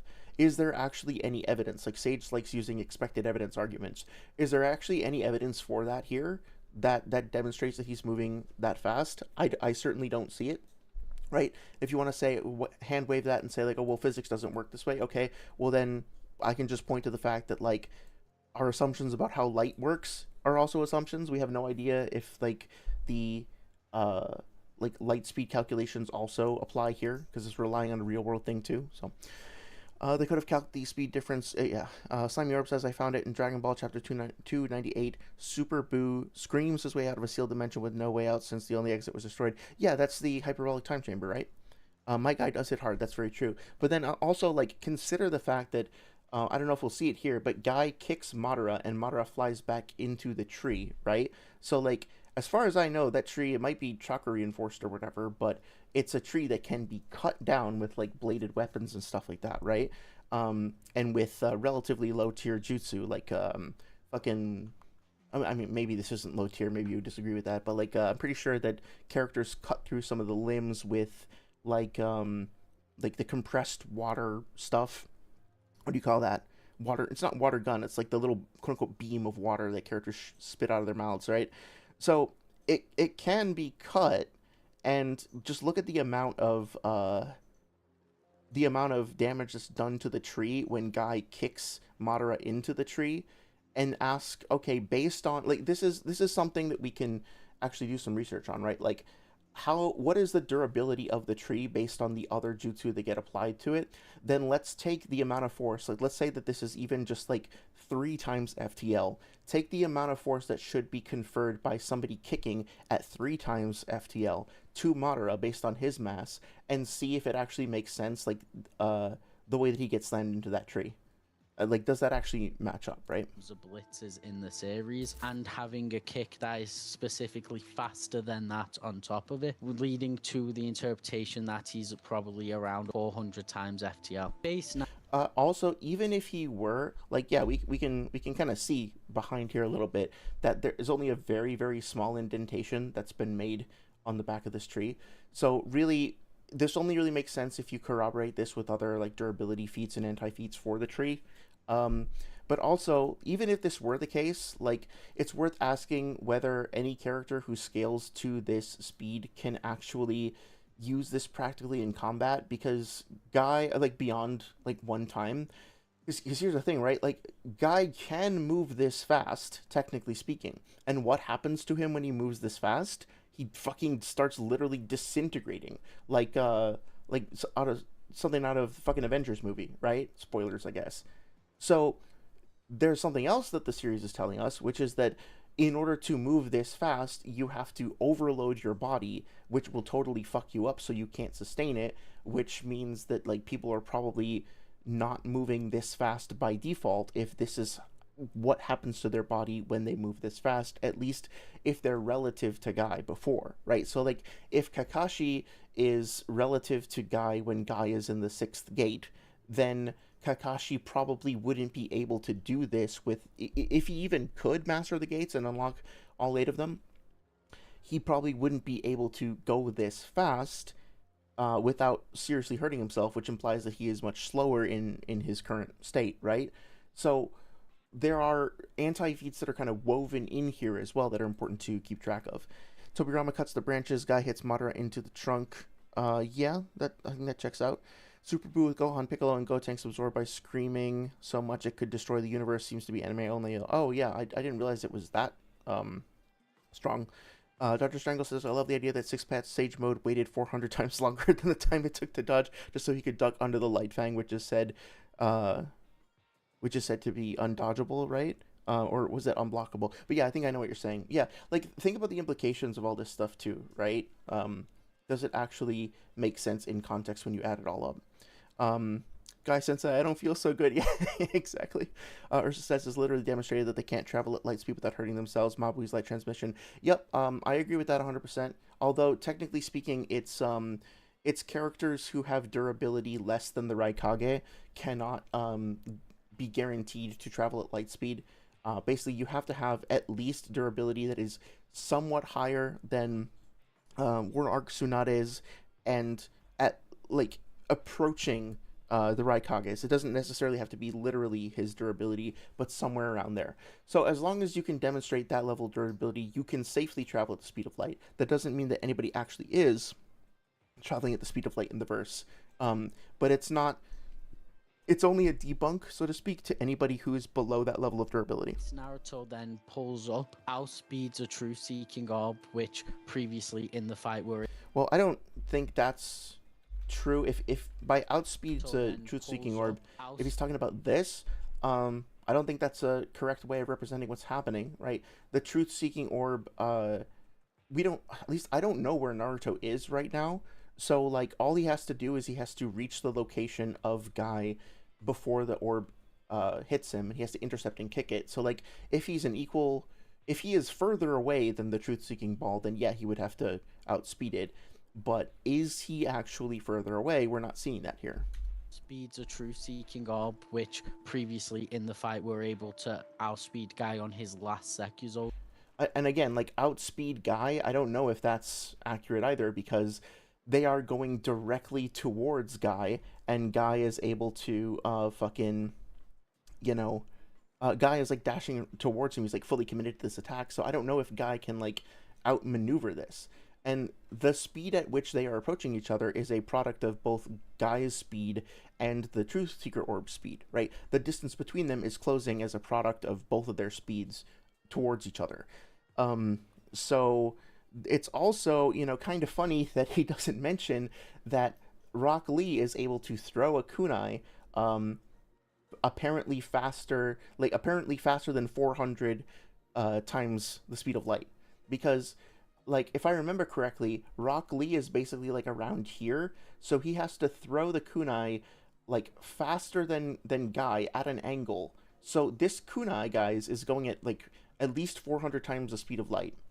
But, it's somehow able to survive the interaction with the friction in the air, not melt or not explode, not cause any shockwaves or anything like that. Like, does that actually make sense, or does it make more sense that maybe this isn't 400 times the speed of light? Also, how are we accounting for the idea that characters' nerve transmission speed is being amped up to this degree, right? Like, the Raikage is specifically gassed up for having this cloak. The cloak, specifically the lightning in the cloak, right? It's a lightning jutsu, and that specific jutsu speeds up his nerve transmission speed. But does that work for everybody? Like, is it ever established that chakra can just boost your nerve transmission speed?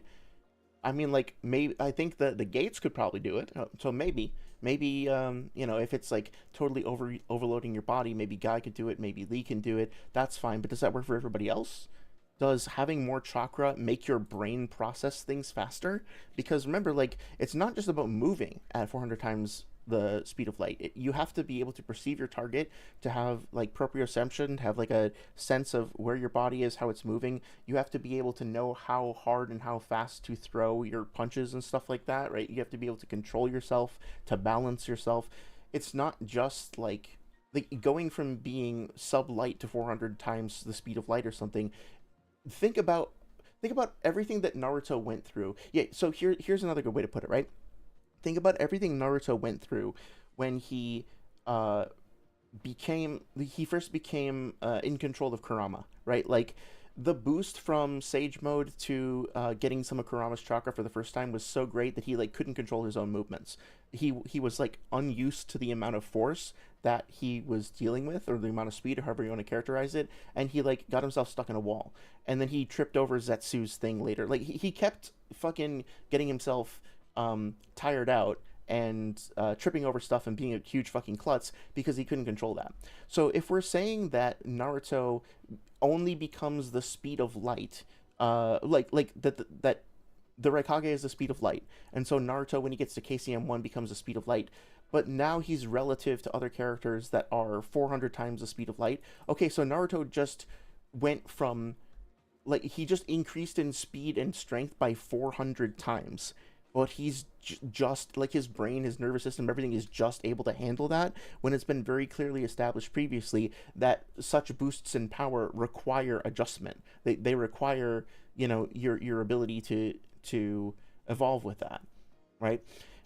If Hiruzen is on this level, is there, I guess, like, yeah, so let's go through, or if we wanted to evaluate this, we could go through every single character, especially the characters who are the speed of light supposedly now, and compare them to how they were in the first part of the series, and be like, okay, how are their bodies dealing with this? How are they dealing with the growth? Like, how are they pause? How are they dealing with the like being catapulted into an entirely new stratosphere of power?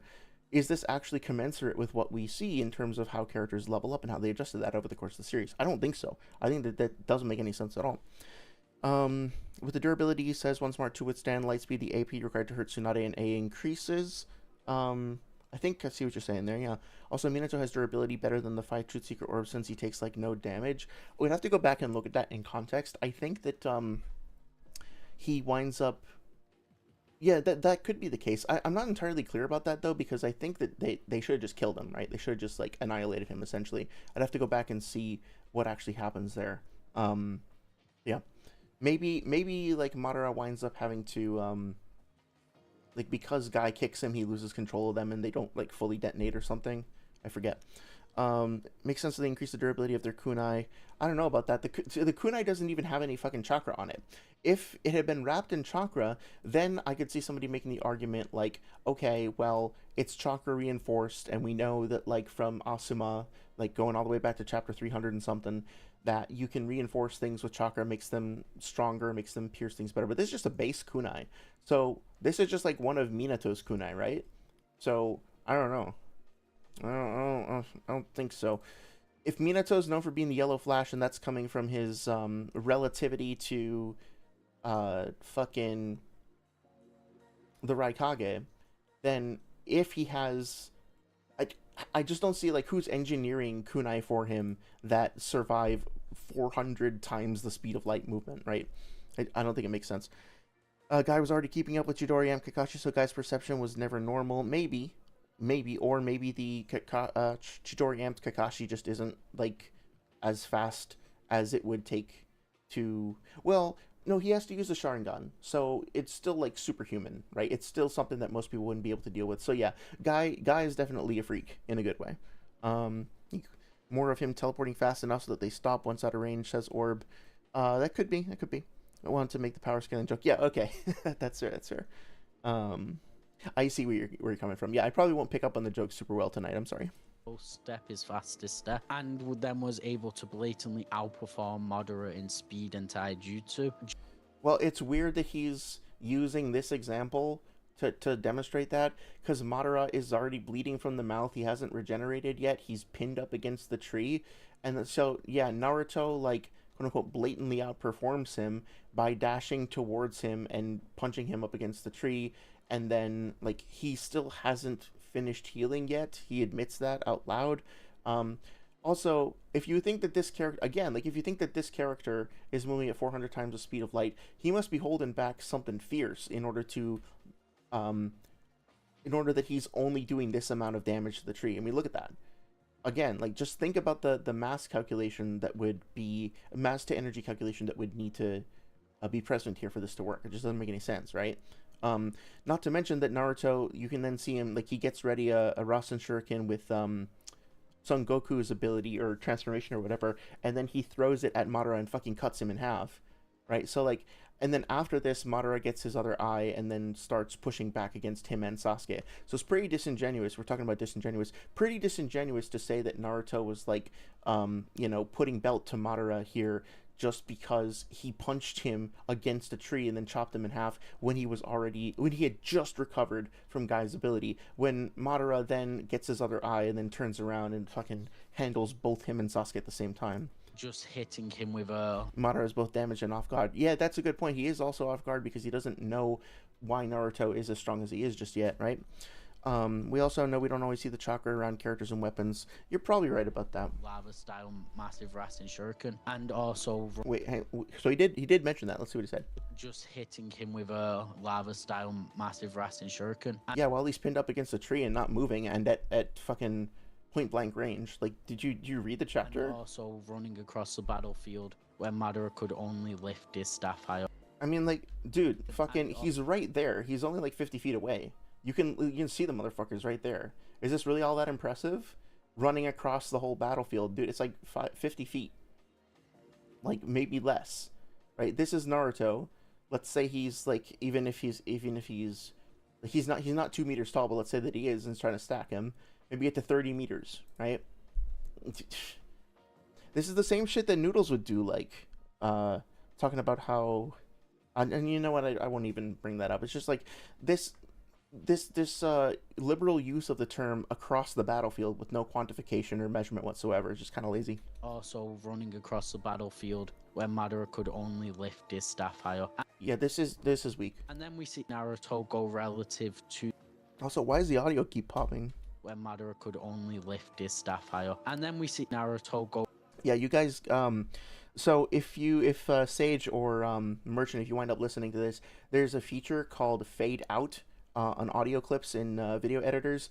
When you get to the end of an audio clip, you need to add a fade to it, because what's happening is you are trimming your audio files such that there is no zero crossing point on the waveform. In other words, the amplitude of your your sound file goes from a high non-zero value directly to 0, which causes a pop. Pretty much every audio and video editing software has a feature called a fade or a crossfade or a fade out. Basically, you just need to look that up for whatever piece of software you are and add the fucking every piece of software you're using. You just need to look that up and add a fade to the end of your clips, and probably to the beginning of your clips too if you're splicing an audio partway through, because there's a lot of like popping and crackling in this and a lot of like very jarring cuts. So, you know, talk to your editor about it, or just like learn the software. The resources are available. Dr. Strangle says some part of Light Fang must be light speed, or one has to admit the databook doesn't care how fast said part of Light Fang actually is when it's called light speed, which Sage's favorite word sets a precedent. I mean, like, this is a goofy example, but I like it, so I'm going to use it. Laser Circus doesn't have a fucking tent. It doesn't have fucking elephants, you know, performing tricks. It doesn't have a flying trapeze. I don't think that just because a technique has a specific name means that you can necessarily assume things about its nature. So I don't know if they are even literally lasers, right? Like, laser is an acronym. It means a specific thing. The way that lasers work in our world isn't necessarily what fucking Darui is doing. So it looks like a laser circus, but that doesn't mean it's necessarily moving at the speed of light, right? And I'm sure I'm preaching to the choir here, but yeah. Same thing with Light Fang, right? It's not literally a fang. It's kind of like a fang in some regards, and it might be made quote-unquote out of light, but it doesn't necessarily mean its actual propagation speed is equivalent to the speed of photons, right? It is a weird fictional chakra thing. Relative to the likes of Madara, even in his two-eyed and god tree absorbed forms. And then Kage is actively able to outspeed this Naruto and Sasuke whilst mid-transformation from Madara with hair alone, and is able to Is that her hair? I never realized that. easily outspeed things like Sasuke's Chidori and fight blocking 1,000 different Narutos from attacking her, implying that she would be in an even faster speed category as the previous speed amps. I mean, like, maybe, but she's also, I don't know if each of those individual clones is necessarily moving as fast as Naruto himself. It could be the case, but yeah, I mean, the fact that she's faster than Naruto, that's fine, except when Naruto blitzes her later. Are a little bit unquantifiable. I'm gonna go with a Light Fang, no, it's not light. It's not a Fang. It's a chakra spit. Yeah, exactly. It literally is. 2 times amp, just due to the heaviness of the outspeeding and the fact that Kaguya only gets exponentially fast. If you take the exponential statement literally, that would put her at a minimum of 8,000 XFTL. Well, again, like, we're assuming her might and speed are not exponentially greater. Yeah.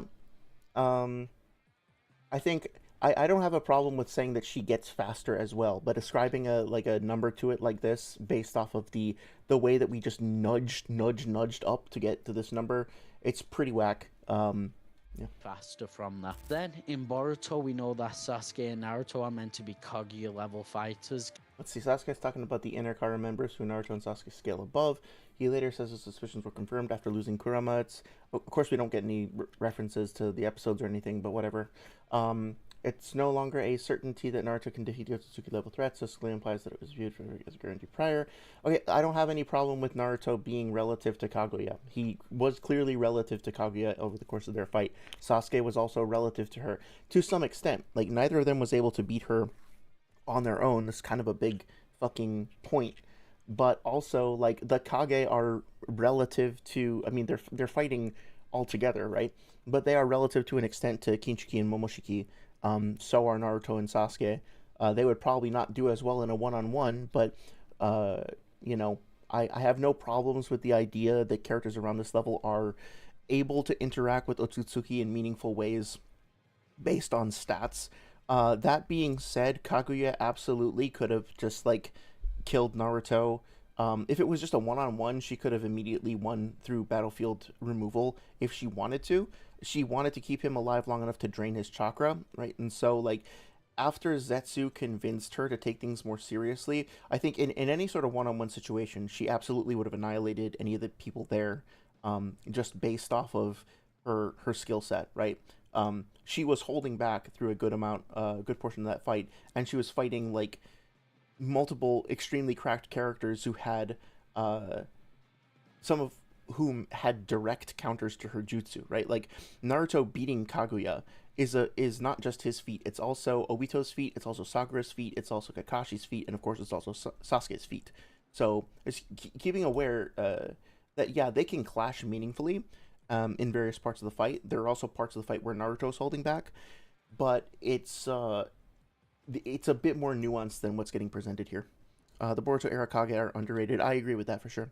Databook Forbidden calls Light Fang Light Speed. I am not basing my previous dilemma off of being named Light. Oh, yeah, no, I know what you mean, but doesn't that statement also say it's, like, completely undodgeable, unavoidable, or something like that? And that's not true. I think Sage has disputed that by saying what it says is unblockable, but also, like, the point is that it's, like, the fourth data book, I think, is the most egregious in terms of just, like, out-of-pocket, like, hyperbolic and figurative statements. So the question is whether or not we should believe in that inherently, and believing things inherently from the data books is very risky, so I would say no. And then the second follow-up question would be, okay, well, does it being called light mean that it's necessarily light? And then if you test that out, no. Again, like, just because something is called something doesn't mean it necessarily has those properties. There's a lot of other jutsu. I'm bad at, like, recalling them at a moment's notice, but I can bring up the list later. There are a lot of jutsu throughout the series who have, like, silly names that don't match up to what they literally are, and a lot of them are literal, but it's not necessarily the case that something functions exactly the way its name would imply, right? So for this vid, congrats there. Currently it may be Namek Saga Speed. Yeah, that's another thing too, right? If this is, I'm not even talking about the Dragon Ball stuff yet. Capable of fighting evenly with Otsutsuki, and even Sasuke believing that if he had to alone, he... Sasuke closed his eyes tightly. Kage was so strong, had she created the core of White Zetsu and prepared for war, an absurd fear was about to become reality. Okay. So again, if you're going to use a quote from a novel, that's fine, but, like, put up the fucking page so that, like, cite your fucking source so that people can go and look this up themselves.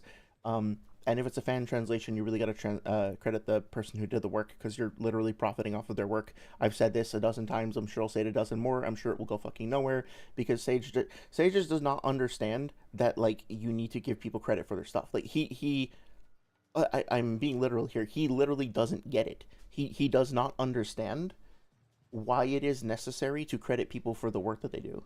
I have tried to explain it to him, and he doesn't. It doesn't compute. It's like talking to a wall. He's like, I don't know why I need to do this. Like, I don't need to baby my viewers. I don't need to do their homework for them. Like, he doesn't understand that it's unethical to take other people's work, profit off of them, and not profit off of it, and not give them credit. I've tried to explain this like a dozen times, and he doesn't understand. So whatever. These words instantly shut him up, and finally he nodded quietly. I guess I do. Right, he wasn't alone. Okay, that's fine, whatever. Also, John, do you think the white Zetsu were always similar to Hashirama cells, or do you think that Madara using the god tree to grow more cells turned them into Hashirama clones? I think that, like, the white Zetsu, the first group of white Zetsu, I think, were created before Hashirama was even born, so, I think it's probably the other way around. I think Hashirama probably got his properties from being like a Senju, which was descended from, like, don't fuck, I'm misremembering the genealogy, but aren't they like descendants of Hagoromo or Hamura or something like that? I mean, like, it would be Hagoromo, right? Because it would be like Hashirama is the reincarnate of Ashura. So yeah, I think it has more to do with that. And Hashirama was the one who inherited the legacy first, but the white Zetsu, I think, precede him. The Light Fang Sang would make for a great case study like your Kirin short. The important question would be, does the grammar point to the propagation or swing of the metaphorical blade being light speed? I'd be happy to look into that for sure. Feel free to send me a Discord message to remind me, because that would be an easy one to knock out for a fun short. He'd bring down Kaguya, leading the... I mean, like, he literally couldn't bring her down without sealing her, as far as I know, because of her regeneration and stuff like that. So again, there's a lot that goes into Kaguya's combat ability beyond her stats. Them to inherit Kaguya's speed scaling, which would be around 800 times the speed of light. Yeah, so like, here's the thing, right? Like, even if I agreed with all of those arguments, even if all of those arguments kind of made sense or whatever, and I agree with that, here's the thing that I think people don't maybe fully realize or fully process when it comes to scaling this stuff. When you have come up with a theory that has evidence leading to a conclusion, what you should then do is go and test your theory and see if it actually works in context, right? So, like, once you have come up with a theory that says, I'm using the wrong terms probably, sorry, but like, you've come up with a model that says, okay, based on this evidence, based on these predictions, we now think that this character is 800 times the speed of light. Okay, rather than saying, okay, we are done, now everything else conforms around this piece of evidence, consider what it would actually mean for characters in the series to be 800 times the speed of light. Think about the implications, think about the knock-on, like, contingent effects of that, and then go test that to see if it actually makes sense. Because if you test that and it doesn't line up, what that means is that even though your theory itself seemed to lead to the right conclusions, that there was something wrong because it got you to the wrong, to a model that doesn't work, right? So, in other words, garbage in, garbage out. It might seem internally logical, but if what comes out of it is incorrect and doesn't represent the series correctly, then something went wrong somewhere down the line. You got to go back and reevaluate. Oh, Slimy Orb says, I meant like if the white Zetsu were blank DNA and Madara just used the god tree, converted their cells into Hashirama cells, or Hashirama just had the DNA similar to a white Zetsu. I think it would be the second one. I'm not 100% sure, but I think it's more like he just happens to have genetically similar properties to them. Sorry says, finished reading They Bloom at Night, and now I don't know what to do with myself because I was having so much fun. Oh, I have a great idea. Why don't you go watch the trailer that just came out for the Avatar movie featuring Aang, your favorite Avatar, and tell me how much you love it. That sounds fun. Saria says, or at least part of me doesn't know the other half is about to start another book from my TBR. Oh, nice. Yeah, maybe do that instead. Slimy Orb says, maybe the people in the process of turning into a white Zetsu that were freed still had some of the properties and that eventually caused Hashirama ... Question mark? I'll wait. So as you can see, like, conservatively, we get them to this 800 times FTL in the 6-path stage mode. A lot of people are going to ask some questions about, the blitz tier gaps between 7th and 8th gate. The problem with that is we're just directly told that a 7th gate guy can't lay a scratch on Madara, but then he just blatantly blitzes him, and then... Okay, so again, like, blatantly blitz, you're referring to a power scaling term that doesn't come from here, so you're assuming certain values that... are necessary for a blitz, and as far as I can see, it wasn't necessarily like the blitz didn't necessarily include perception. Like he didn't react to it in time to get out of the way, but that doesn't mean that he couldn't physically possibly perceive it at all. So I don't think it's necessarily definitively a blitz, but even if it were, like, we're assuming some arbitrary value of a blitz from some other fucking place that hasn't been cited as a source or evaluated. This also, I'm going to assume, is just like, again, some fucking thing from some fucking where that we don't get a source to. Hopefully I'll be proven wrong. During the Fourth Great Ninja War, Guy comes to the aid of Kakashi and Minato. Like, again, like, where is this from? Why should we care? Despite his superhuman taijutsu, he's unable to so much as scratch Madara. That's fine, yeah. Everyone's on the verge of giving up when Guy stands tall once more. We're just directly told that Seventh Gate Guy can't lay a scratch on Madara, but then he just blatantly blitzes him and then goes up a speed tier on top of that with... Also, like, so much as scratch Madara, that doesn't necessarily refer to his speed, right? Like, it seemed based on some of the previous scans that Sage showed here, or that they showed, that there was some relativity in terms of speed and taijutsu. It's just like, Guy wasn't able to harm Madara, which would be a durability feat for him, but, like, that doesn't mean he wasn't able to lay a finger on him, right? So, are we really talking about speed or durability here? Slimy Orb says maybe the people... Oh, yeah. Eighth Gate wasn't a speed blitz. Madara was able to react a bit. Okay, then, yeah, they're perfect. It wasn't a speed blitz. The Night Guy kick. So that has to be at least a blitz tier, not including all the, steps of Sekizo and stuff, which... I mean, like, here, he's perceiving and reacting to him. He gets outsped at certain points, right? He gets outpaced, but it's not a blitz. You could throw in there, but again, we're being really... Like, he literally says he is fast up here, so he's perceiving some of what he's doing. You see this little reaction mark? That means he's perceiving what he's doing as well. So it's not a blitz. Being really conservative for a low ball. And then a lot of people are also going to have questions about the gap between base Naruto and 6-Path Sage Mode Naruto. Now, early on, I do think 6-Path Sage Mode with the cloak might grant him a significant amp. But the problem is, whenever he's fighting Momoshiki, he's... Again, like, would somebody please teach this motherfucker the difference between when and whenever? Like, obviously he's not going to listen to anything I have to say, especially if it's something like this. But please, like... get him and Asmongold in a room and just explain to him, like, fucking, if you get this reference, like Strong Bad explaining how to pronounce Hoku gods. Just be like, when and whenever are two different things. They are used in different ways. Somebody please help this man understand this. It's like, it's fucking obnoxious, dude. Come on. Might grant him a significant amp. But the problem is, whenever he's fighting Momoshiki, he's able to react to him just fine, and he's just a little bit behind him while fighting him in base, and then he only gets a little bit ahead of him whenever he goes into the cloaked form. So the most you can really give there is about 2 times. So the only other thing to sort of address here would be the Sage Mode amp. A lot of people... Yeah, so that's interesting, right? That might have some other implications. We have Naruto going from base to, like, fighting... Let me see that again. So Naruto goes from fighting Momoshiki in base to fighting Momoshiki in... If this is either KCM2 mode or Sage of 6-Path mode. I think it's KCM2, but whatever. He gets an amp, and apparently this is still, like, only a 2... Not even a... What do you say? Like, it's a 2... Fuck, 2x amp speed boost.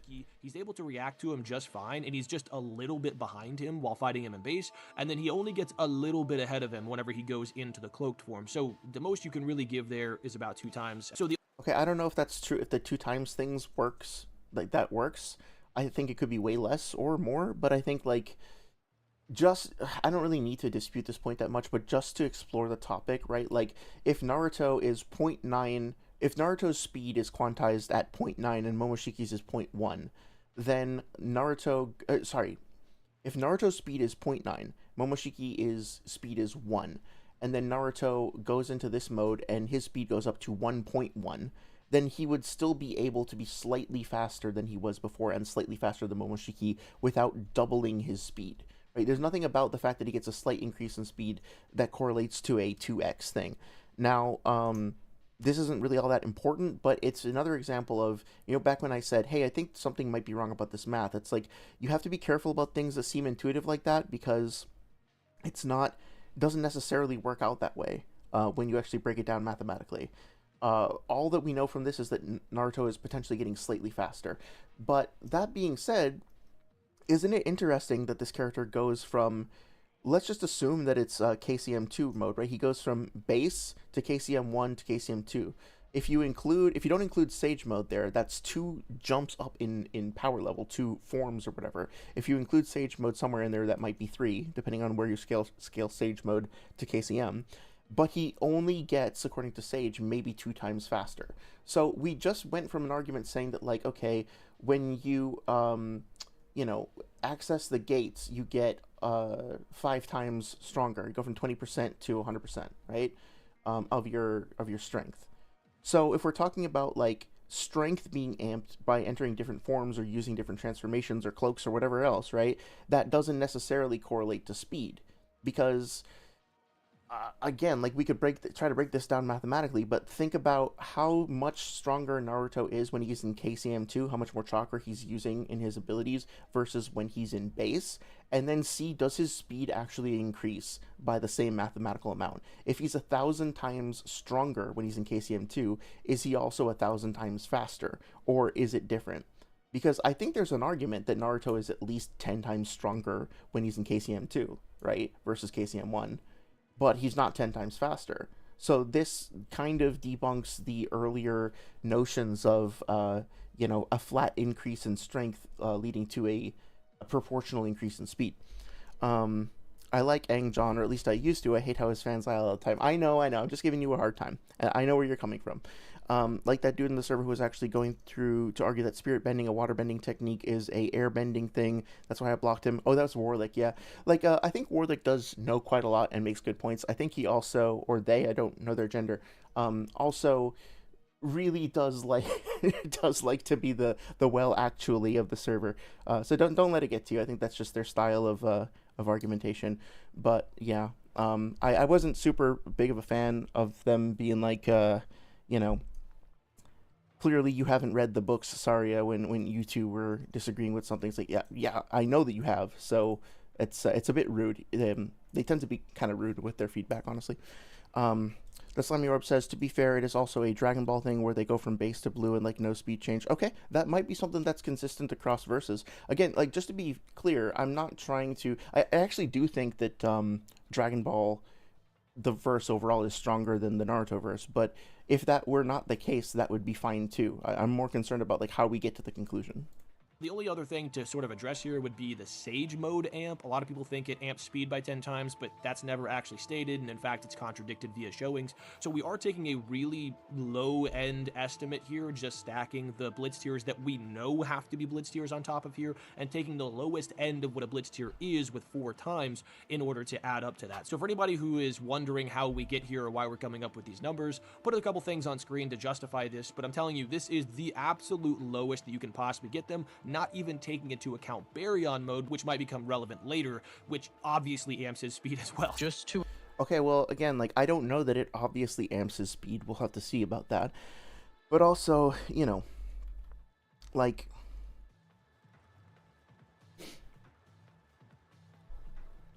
the very foundation of this pyramid is based on a misunderstanding of source material. It's not something that's ever corroborated in the main primary canon. They also didn't actually establish base Guy as being light speed, I don't think. They just said that Jonin are. But they didn't actually get Guy himself. Oh, I think they're saying that he is around KC... Yeah, because his association with KCM1. Okay, I see. Yeah. So, the two main problems with this are, one is that the misunderstanding about the Raikage being light speed, and then all of these, like, weird insertions of these Blitz tiers or whatever, like, these are just made-up numbers. These have nothing to do with the series itself, right? And it's also, like, misrepresenting some of the stuff that happened over the course of the fight by not representing whether or not it was correctly identified as a Blitz tier. So none of this works, just to be clear. Like, this conclusion is not usable because the base, like, input math doesn't work. Furthermore, even if it did, even if everything here worked out, the question that I'll ask again is the same as like the Naruto punching through the cube made of quintillion black holes or whatever. Like, does it actually make sense narratively in context? Because if you take this conclusion, then you go back, like if you do this like a mathematical equation that yields the Earth, like the age of the Earth as 6,000 years old, for example, right? And you check your math 100 times and it's all correct, and you look at your sources and your sources are correct, and your argumentation is correct, and your logic is correct, and then you go and you actually look and it turns out that the Earth is not 6,000 years old. What are you going to do? Are you going to say, well, the Earth is wrong, or my math is wrong because I made a mistake somewhere, right? So like, this is the first step in the process of doing the speed scaling. The second step is now to go through the series and look at all these characters and see if it actually makes sense with what we know about the physics of the universe, what we know about like durability, anti-feats, and stuff like that, and actually see if it all adds up. So first of all, this doesn't work, and second of all, even if it did, it would still need to be tested, and they haven't done that yet. So I don't consider any of this to be usable. Baryon definitely increases perception, speed, and strength based on the narrative. Okay, yeah, I'm not as much of an expert on that, so I'll just take your word for that for now. Unfortunately, people say that the Earth is wrong. Yeah, you're absolutely right. They do. It's very unfortunate indeed. Yeah. Well, Just to Oh, Guts versus Denji. Guts no diff. Base Denji. Yeah, I think so. Pochita or like Chainsaw Man mode. No, I think Chainsaw Man would win. Based on feats and statements too. Yeah, it's very important to evaluate that. Obito still slams Baryon Naruto. I don't know about that. I'm not sure. To address another issue that we might get in the comments, is Madara having light speed and ninjutsu in his six paths form? Okay, let's just read this. A ninjutsu where one who attained the power of six paths shoots a beam of light to cut the enemy in half, sharp and pointed like a fang. A single flash boasting the speed of light cuts through all things, leaving the enemy unable to defend against even a single swing of the beam. Okay, well, Naruto was able to defend against it because he dodged it. A dodge is a form of defense. You evaded the attack, you defended against it. Cuts through all things. This is clearly hyperbole. Like, do we really think that this is going to cut through a line full of 5 quintillion black holes? I don't think so, right? Like, if it's light, it literally can't cut through a black hole because black holes swallow light, so it can't cut through all things. This is just categorically false. Sharp and pointed like a fang is a metaphor. It's a, well, not a metaphor, it's a simile, right? So this is figurative language. Also, single flash boasting the speed of light, shoots a beam of light. So I want to know who translated this and how they got to this conclusion, because over here, let's just see, I think it's in the mini jutsu files actually. Light fang? Yeah. A ninjutsu used by those who gain the six paths power, they emit a beam of light to bisect the enemy like a sharp and pointed fang. It cuts all things with the speed of light. Okay, so it does, what is it? What does he say? Shoots a beam of light to cut the enemy in half. Yeah, okay. That's fine. I thought it said... No, I'm just double checking. That's fine. Baryon mode is not needed for adult Naruto to destroy Obito. I would think so. I meant end of series Denji and the Denji men. Oh, no. Like, he would absolutely slaughter Guts. Sorry. Like, Guts is very powerful, especially with the Berserker armor, but, like, even with the Berserker armor, he's constantly taking damage, right? So, like, he just doesn't have the endurance. Even if he were relative to Denji, as long as Denji gets some blood, like, he's good to go for a long time. I don't think Guts can keep up with him. Well, not only would it be the most inconsistent out of all of the light speed statements, as most of them scale to people of the similar tier, but also Madara's Lifang isn't actually stated undodgeable, it's stated unblockable. And okay, well, it's not... That's a lie. It's, first of all, linguistically speaking, I don't know why these power scalers don't understand that it's like, just saying stated isn't enough grammatically speaking. Stated to be, not just stated. Like, oh man, I'm stated hungry right now.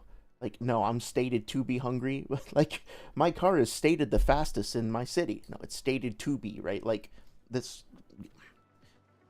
It's a consistent sort of confusion about the English language that pervades a lot of power scaling videos. Also, it doesn't say unblockable. It literally on the, again, uncredited, unsourced, or unqualified translation that's provided here from an unsourced databook page, as usual, we don't actually have the word unblockable, do we? Let me read it one more time because maybe I missed it. Leaving the enemy unable to defend against. Okay, right. And this is what they do. They did this with the Tonari thing too, right? It says defend, but they'll change defend to block, because if it's block, that's a specific type of defense. And then they can counter arguments by saying, okay, well, you guys are just talking about blocking. and blocking isn't relevant here. It's kind of like the photo negative of what they did with the tonary argument, where they said that like fucking Urashiki was calling, or Tonari was calling Urashiki a heavenly body or celestial body, right? When the word was person, but if they change it to body, then body could potentially include a comet as well. They're just changing the words that they themselves apparently translated, or at the very least are putting up on screen, and they're not like even reading the words that they have fucking put up here. They're changing them in order to smear the definitions to get the argument across. So again, like, this doesn't work. Like, any consequential arguments that come off of this are unusable because they are based on what is it, fruit of the poisonous tree, is that the term for it? Like, or maybe I should just call it a fucking lie, because it's what it is. I'm looking at the shit, I just read it for the 5th time. I don't see block anywhere. Okay, so that's a lie. The light fang cut through a TSO staff, so not sure it couldn't cut through a black hole. I don't know, maybe it could, but if it's made of light, then I don't think so. The point is whether or not it's worth believing in stuff like this at face value. And as I'm sure you've heard me talk about 1,000 times, like, if you read through the 4th data book, just like as an experiment, look at how many statements there are of this nature and see if they actually check out if you believe them at face value. I'm not saying that to you as a challenge. I'm just saying it to you as, like, you know, that would be a way that you could test this. And Naruto actively avoids it during the battle, while subjectively being in a worse position, fighting against gravity in the air, and not even realizing He's flying? He's flying, so why would he be in a worse position? he can float until later in the fight against Kaguya. So it would just be likely that this jutsu is more AP based than speed based, if you want to take this statement, and it never even hit anyone to begin with. Yeah. Okay, well, first of all, it almost hits Naruto, right? So, like, it gets pretty damn close, number one. And number two, like, if the argument is that these characters are somewhere around 800 times the speed of light, it's just not, or even if we go back to, like, whatever it was, like, 396 or whatever, fuck, it's just not very impressive or cool for final boss Madara, or, like, you know, pre-final boss Madara over here, to have an attack at the speed of light if everybody's moving at, like, 800 times the speed of light. It'd basically be like, you know, oh, dude, this character can beat anybody in a race because he can sprint at 10 whole miles an hour. Isn't that amazing? And then people are flying around like in Quinn jets from Marvel movies or something. Like, no, it's not. It's completely outpaced by the previous scaling. So this is one of those things where it's like, okay, if we actually believe these characters are 800 times the speed of light, and we actually believe that the data book is, like, calling out this light speed thing as something that is impressive or even relevant to characters of this nature, then there seems to be a contradiction here, right? So maybe the existence of this scan emphasizing the light speed of this particular attack would actually qualify our previous conclusions about characters being 800 times faster than this. Because literally, who gives a shit, right? Like, seriously, try to think of anything that is 800 times slower than what you do, right? Let's just put this video for a second on, just for fun, right? Let's put it on the lowest possible playback speed, which is a quarter speed. Yeah, exactly. And I do have a full... Okay, so a quarter speed times 3 times speed. Okay, so, like, now just bring that up to 800 times. And, like, it would basically look like it's not moving at all, right? If you're 800 times faster than that shit, it would look like it was like standing still to you. It's ridiculous. It's chakra enhanced light. Chakra enhancing the natural elements is shown throughout the series. I don't think so. I don't think Madara is enhancing his light with chakra. I think that he is taking his chakra and he is forming it into a small narrow spout, and he's applying a transformation to it, either yin or yang, and then ejecting it. So it's more like he's bringing his chakra, like, closer up to light, as opposed to taking light and then wrapping it in a chakra package or something like that. Say Guts just speed sorry, I missed your message from before, Ryoman. Guts just speed blitzes and one shots. I disagree with that. Funny how Orange Mask Obito can just walk up to adult Naruto and Genjutsu diff him. Well, that's the other thing too, right? It's like, I do think that Genjutsu is kind of a hard counter to a lot of characters from other verses. Check that out as well. But with that being said, let's go ahead and jump into the low ball AP. So Did I do this correctly? Let me make sure. Where's the speed? Okay, normal. in terms of AP, the absolute low ball is solar system level. Now, Which is fucking horseshit. I mean, like, again, like, we'll get to why, but like, if you actually think that Naruto character's absolute minimum low ball is solar system level, I mean, like, I can just disprove this by saying, like, I hereby set Naruto character's power level at planetary, right? It's not hard to imagine a counter to this. Now, whether or not you think my perspective is correct is another thing, but like, I hate this kind of bullshit, like, low-key bullying attitude of like, you're not allowed to, like, this is the lowest you could possibly reasonably do this, like, fuck off. now you could go a couple Looked it up, the average high-speed camera is around 1,000 times faster than normal. That's cool. different routes here. Itachi versus Makima slams. I'm not even gonna argue. I know how much you rep Makima. I don't think I'd win that fight. With Kaguya's ETSO feat arguably being the most popular, but there are questions that we need to answer about durability, scaling to AP in order for that to go through, as well as justify the size of the realm, etc., which takes a lot more effort than what I'm willing to put in right now. That. Okay, that. Listen to what he just said there. By the size of the realm, etc., which takes a lot more effort than what I'm willing to put in right now. Yeah, no fucking shit, kid. Like, that summarizes every single, like, disagreement I've had with Sage for the past year. This takes more effort than I'm willing to put in right now. No shit. No shit. Like, that's the problem. That's the fucking problem right there. Is that you're not willing to put in the requisite effort in order to get the shit done correctly. And so folks like Sage wind up relying on argumentation and apologetics because they think that that serves as a replacement for the work that they should do and need to do, right? Why bother calcing the interior of the moon? Why bother, like, going through the last and doing all the hard work that Acolyte did, for example, when you can just argue that it's more likely that the moon is the same because the name is the same? I mean, like, isn't it much more parsimonious and simple and elegant to just say the name is the same so the thing is the same? And then you don't have to do all of that extra hard, scary math in order to get to your conclusion. You also don't have to go watch that long, boring movie. It's almost a full 2 hours of, like, characters doing things and saying things and, like, so colorful and bright and, like, who can keep track of that? Who has time for that, right? Like, it's so much easier to just say it is what it is because it's called what it's called. And that's the same exact philosophy, the same exact problem that's being applied here. Also, notice how this is written in basically in, like, Comic Sans. That's not the name of the font. I forget what it is. But notice this, like, super cartoony font that's being used here, right? Sage uses this when he does his own translations. I'm not sure who did this translation because I don't actually see the credit. Apparently, Sage doesn't even want to give himself credit for things at uncertain times. But the reality of the matter is that this is consistent with Sage's other translations. Sage is not a native speaker. He's not trained in translation. He uses shit like Grok to get his translations across.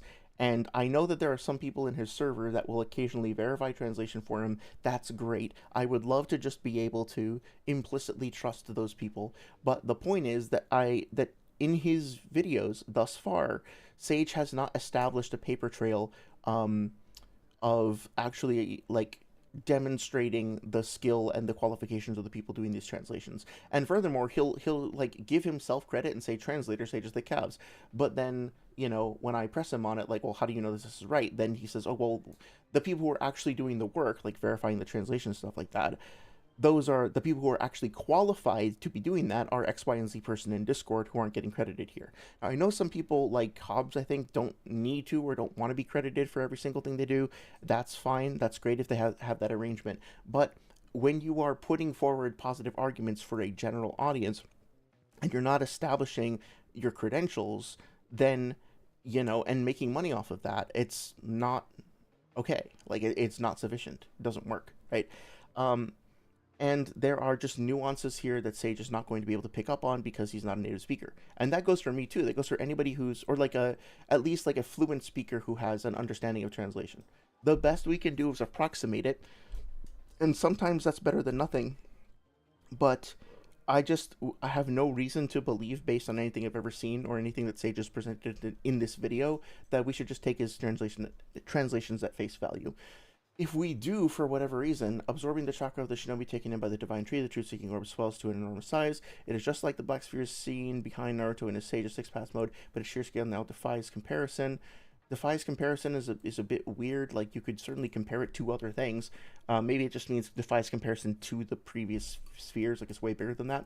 Imbued with the properties of all 5 elements and yin-yang, it has the potential to swallow everything at once and contains the power to return the world eyes of the realm, etc., which takes a lot more nothingness. effort than what I'm willing to put Except in. it doesn't literally do that. It like more breaks down the world and then lets it be rebuilt. But I mean, you don't really need to get into that.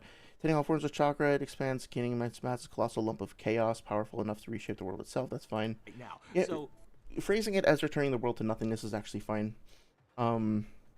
Stated to be below Jiraiya Ryomen. Come on, help me out with this. Itachi controls Makima. Probably, yeah. Adult Naruto is confirmed to be about... Damn it! Or, one smart as well. Adult Naruto is confirmed above Jiraiya. Probably, but I don't know what you're referring to. Saria says, I should be doing my homework, my homie. We should do all your homies. Shocker. You can't blast class if you're not willing to do your homies. Do your homies, yeah. You have to pick one. Either do your homework or your homie. Something with home in it should be getting done, one way or another. Adult Naruto's Jiraiya victim in the anime canon? I don't think so. What are you referring to there? Adult Naruto rips Obito to pieces. Probably, I would probably agree with that. Edo Itachi beats Darkness, I guess. Oh.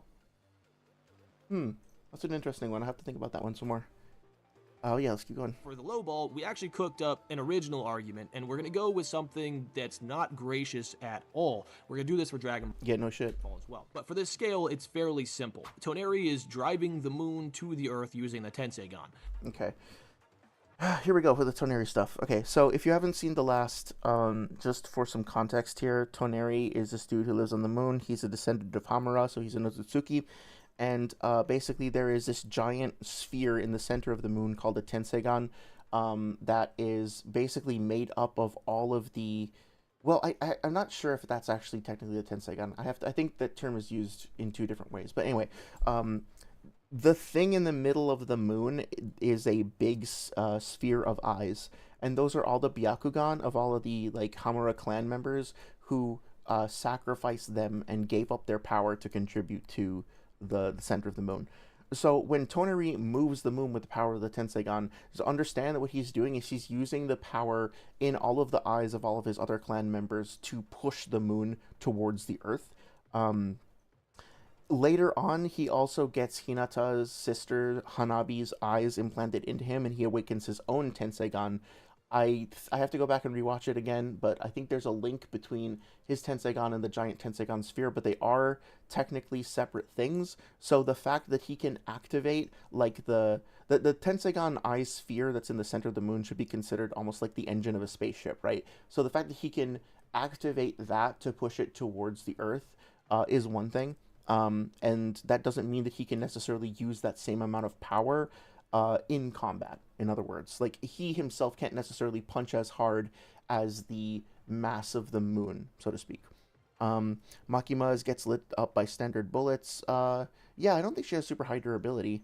Itachi's faster than everyone in CSM. I don't think so. I think that she would, that Quan Chi would probably blitz a lot of Naruto characters, but that's just my opinion. Hanabi, after her eyes were taken, I see. Yeah. Oh boy, poor Hanabi. Stated that he's going to destroy the Earth completely. Well, no. Again, well, okay, hang on a second. Here he says, 1 second. Fuck, let's do that. The Earth using the Tenseigan. So in the movie, he says this, the world. It's directly stated that he's going to destroy the Earth completely. Okay, I would love to know where this comes from and why it's credible, but we're probably not going to get a source for that. The moon is on a collision course with Earth, and it appears that there is nothing that can prevent total planetary annihilation. In the midst of all the Hyuga Hanabi, the current heir of the Hyuga clan gets kidnapped by a mysterious foe named Tonari. Could the two incidents be related? Uzumaki Naruto... Okay, this looks like the back of the box for the movie or something. So, the exciting conclusion to the Naruto manga is finally here, except it's not the conclusion, right? Like, so, again, like, this is a hyped-up statement that is on the back of the box, but it does... decently represent what's in the series, so that's fine. Annihilate it and potentially reduce it to ash. Pick up the ashes of Earth. Well, yeah, if you consider what Tonari is actually talking about, though, he's not literally going to turn the world into a lump of ash. He's going to crash the moon into the Earth, and he's going to wipe out civilization on the planet. But then he's going to pick things up and rebuild it. It's not like he's going to take a literal lump of ash. Which I don't even know if that's what would really happen if a planet blew up like that, if it would just turn to ash in that way. But even if so, like, he's not literally taking like a lump of ash like clay and then reforging it, right? So before reforming it in his image. For complete annihilation or destruction of the planet, the calcs for this put the energy output at the top end of high planetary tier. Okay, again, so like, let's take a moment. First of all, no source for this, so I'm just going to assume he used ChatGPT, which... Again, here's the problem, right? Naruto planet radius. Where is he getting this from? Why are we just assuming that the Naruto planet is using the 14.7x size? Okay, well, see, that's bullshit. Right out of the gate. Like, we thoroughly debunked the scaling of the size of the Earth in that video. There's no way it's 14.7 times the size of our Earth based on the evidence that we went over. So this already doesn't work. The Naruto planet volume, whatever, planet mass, whatever, the real moon standard mass, again, right? Like, this is just an assumption. It's assuming that the moon's radius in Naruto, in the mass of the moon in Naruto is the same as it is in our universe, and it is just false. It is objectively false. It is extremely, very blatantly the case that that's not the case. Planet, the calcs. So, you know what's kind of interesting? Oh, no, he does, yeah. Moon standard mass, 7.342, 7. Yeah, so nothing that he says after this can be used because he's not actually getting the volume of the moon. And I told him this a year ago, and he didn't fucking listen. He didn't care, right? The last time we had this conversation, I was actually sort of feeling bad the other day. I was like, am I going too far by bringing up the shit that we had in conversation in the comments a year ago? Like, maybe that's being unfair. Maybe people have grown. I shouldn't, like... No, we had this fucking conversation a year ago, and I pointed out, and I'll find the video and I'll find the clip if y'all want. I'll find the comments and all that. I'm sure they're still there, right?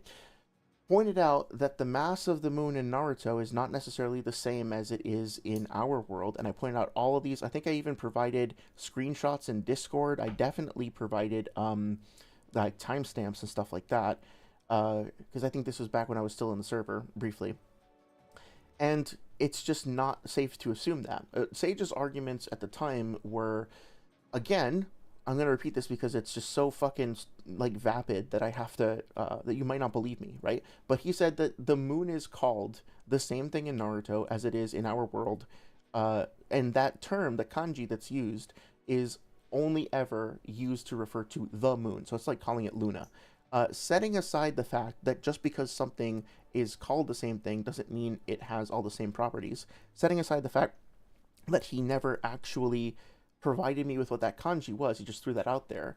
If we assume that it's Suki, I looked it up, and Suki can absolutely be used to refer to other natural satellites, other moons. It's not just the Earth's moon. And all of that is completely irrelevant to the fact that there are, like, forests and civilizations and bodies of water and everything else that's in the middle of the moon. All that is irrelevant to the fact that we see characters running around on the surface of the moon, talking acoustically to each other outside on the moon, right? So there's no validity to this, and he knows it, and he doesn't fucking care because he thinks he can just say, well, it's called what it is, so it is what it is, and clear the point.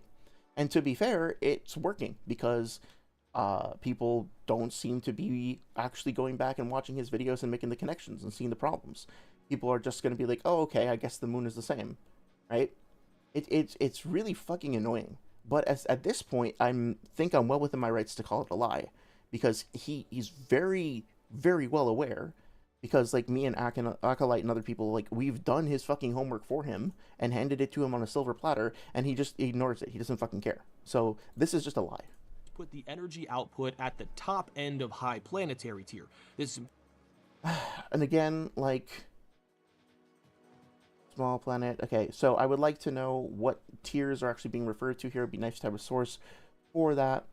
That being said, again, this is assuming annihilation. So it's assuming a literal reading of what Toneri is saying. Larger profile causes a massive tier jump. Yeah. Does atomization mean turning volume to ash? Hang on a second. Atomization is the process of reducing a substance into tiny particles or a fine spray. Depending on the context, why didn't I bring this up here? Depending on the context, it refers to converting liquids into mists, breaking molecules into constituent atoms, or the fragmentation of larger... Okay, so it's not that. So, let's see, Merriam-Webster. Atomizing.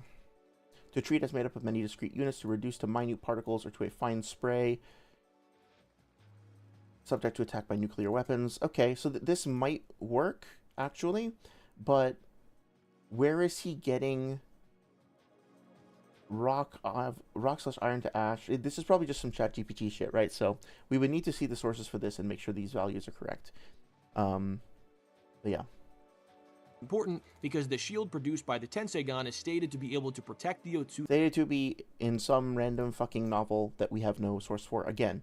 But if the moon was dropped onto Earth, there would be no way that the moon should be safe. Wait, hang on a second.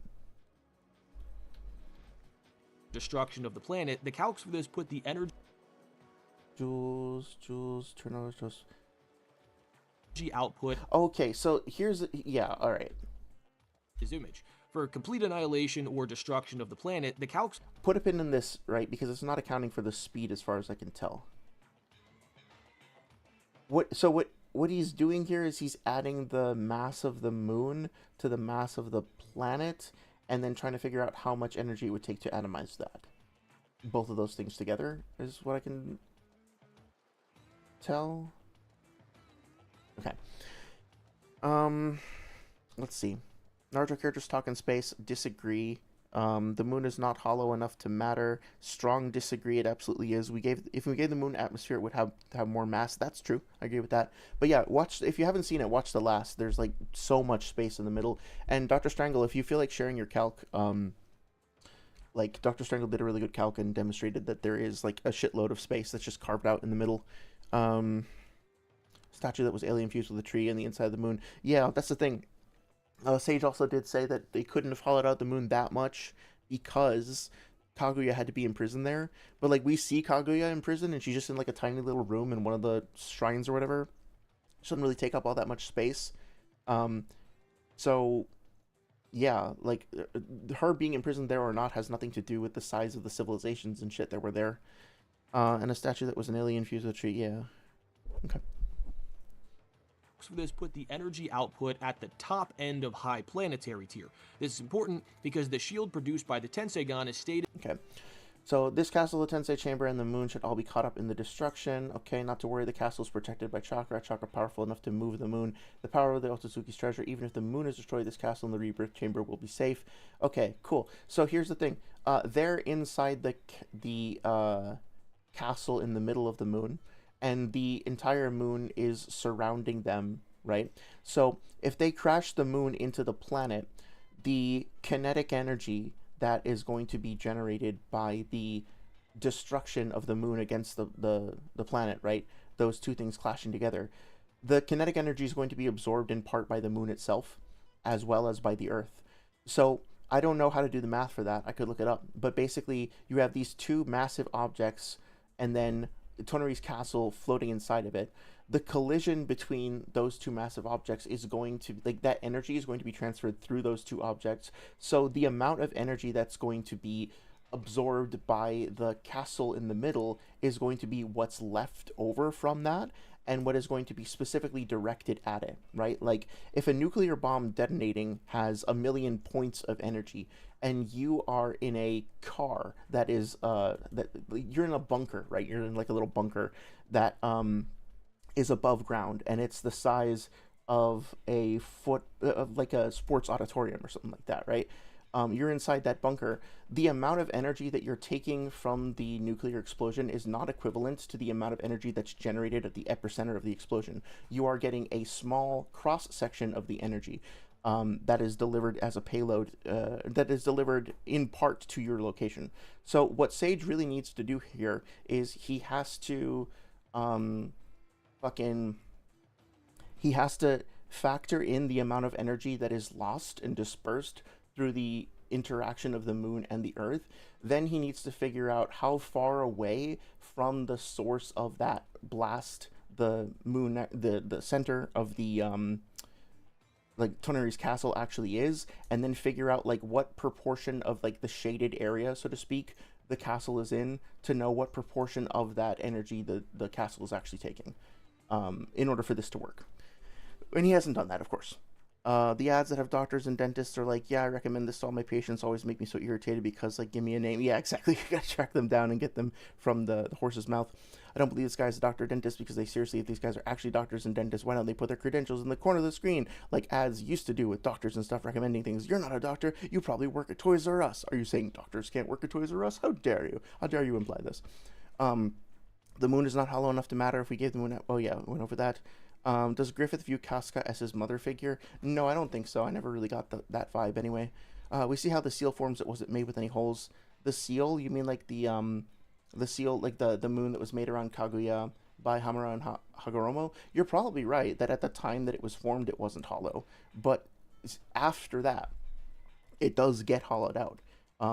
Over the course of however many generations and centuries. Like, if you go watch the last, like, sorry, not to imply that you haven't seen it, I just don't know, but if you go back and rewatch it, like, there's a scene where there are two different fucking factions of people, like, that are fighting each other in this big open space. Like, they're going to war with each other. One of them has the Tenseigan, and they defeat the other with this massive blast of power from the Tenseigan, right? So, like, you can see that there are entire cities, that there are entire bodies of water and forests and stuff. When they first enter the moon, you can see it like curving up in the distance. When Toneri uses his ability on Naruto that like drains his chakra and like blasts a big hole in the crust of the earth, you can see how thick the crust is, and you can see how much of, like, you can get the area, and I think Acolyte has done all this already, but like if you wanted to do it yourself, you can get the area of that blast, which is like, maybe, I forget what Acolyte put it as, but if you look at it, it's like, just eyeballing it and looking at the size of the trees nearby, it's hard to say that it's more than a mile. Like I doubt that it is. But let's say that it's like 10 miles.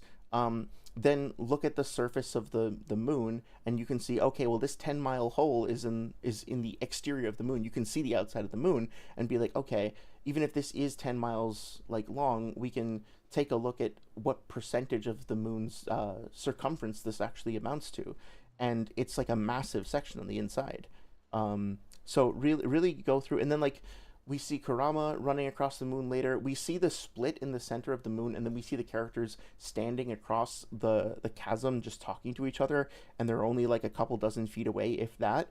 So we can directly correlate the split and the size of that split that we see at a distance to the distance up close, and then use that as another metric. Like, there's a whole bunch of different ways that you can approach it. Like, again, like Dr. Strangle, aka Acolyte's Epilogue, has done a great breakdown of this on his blog, and if you ask him in Discord, I'm sure he'd be happy to hook you up. But yeah, even just eyeballing it, like, you can tell. To be able to protect the Otsutsuki castle from the impending explosion of the Earth and Moon crashing into one another. This means that the shield needs to have at least high planetary levels of It's literally not how that works at all. Like, you don't understand. durability while covering that area. When adjusting the surface area, scaling... Okay, so he is going to do the surface area thing. Told you required to destroy Tenseigan shield, assuming protected area is only 100 kilometers wide. Well, again, like, why are you assuming it's only 100 kilometers wide? Like, where are you getting that value from? Why would you fucking assume that? Like, how... Toneri's castle is not a fucking 100 kilometers wide. It's a castle. Like, like, you can look in the size... Hang on a second.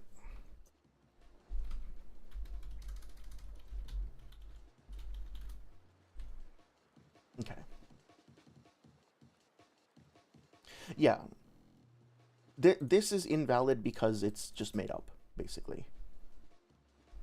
Trying to see. I can't probably pull it up on screen because I'll get copyright again, and I don't want to do that. I have to go through that again, but let me see. One second. I'll be right back.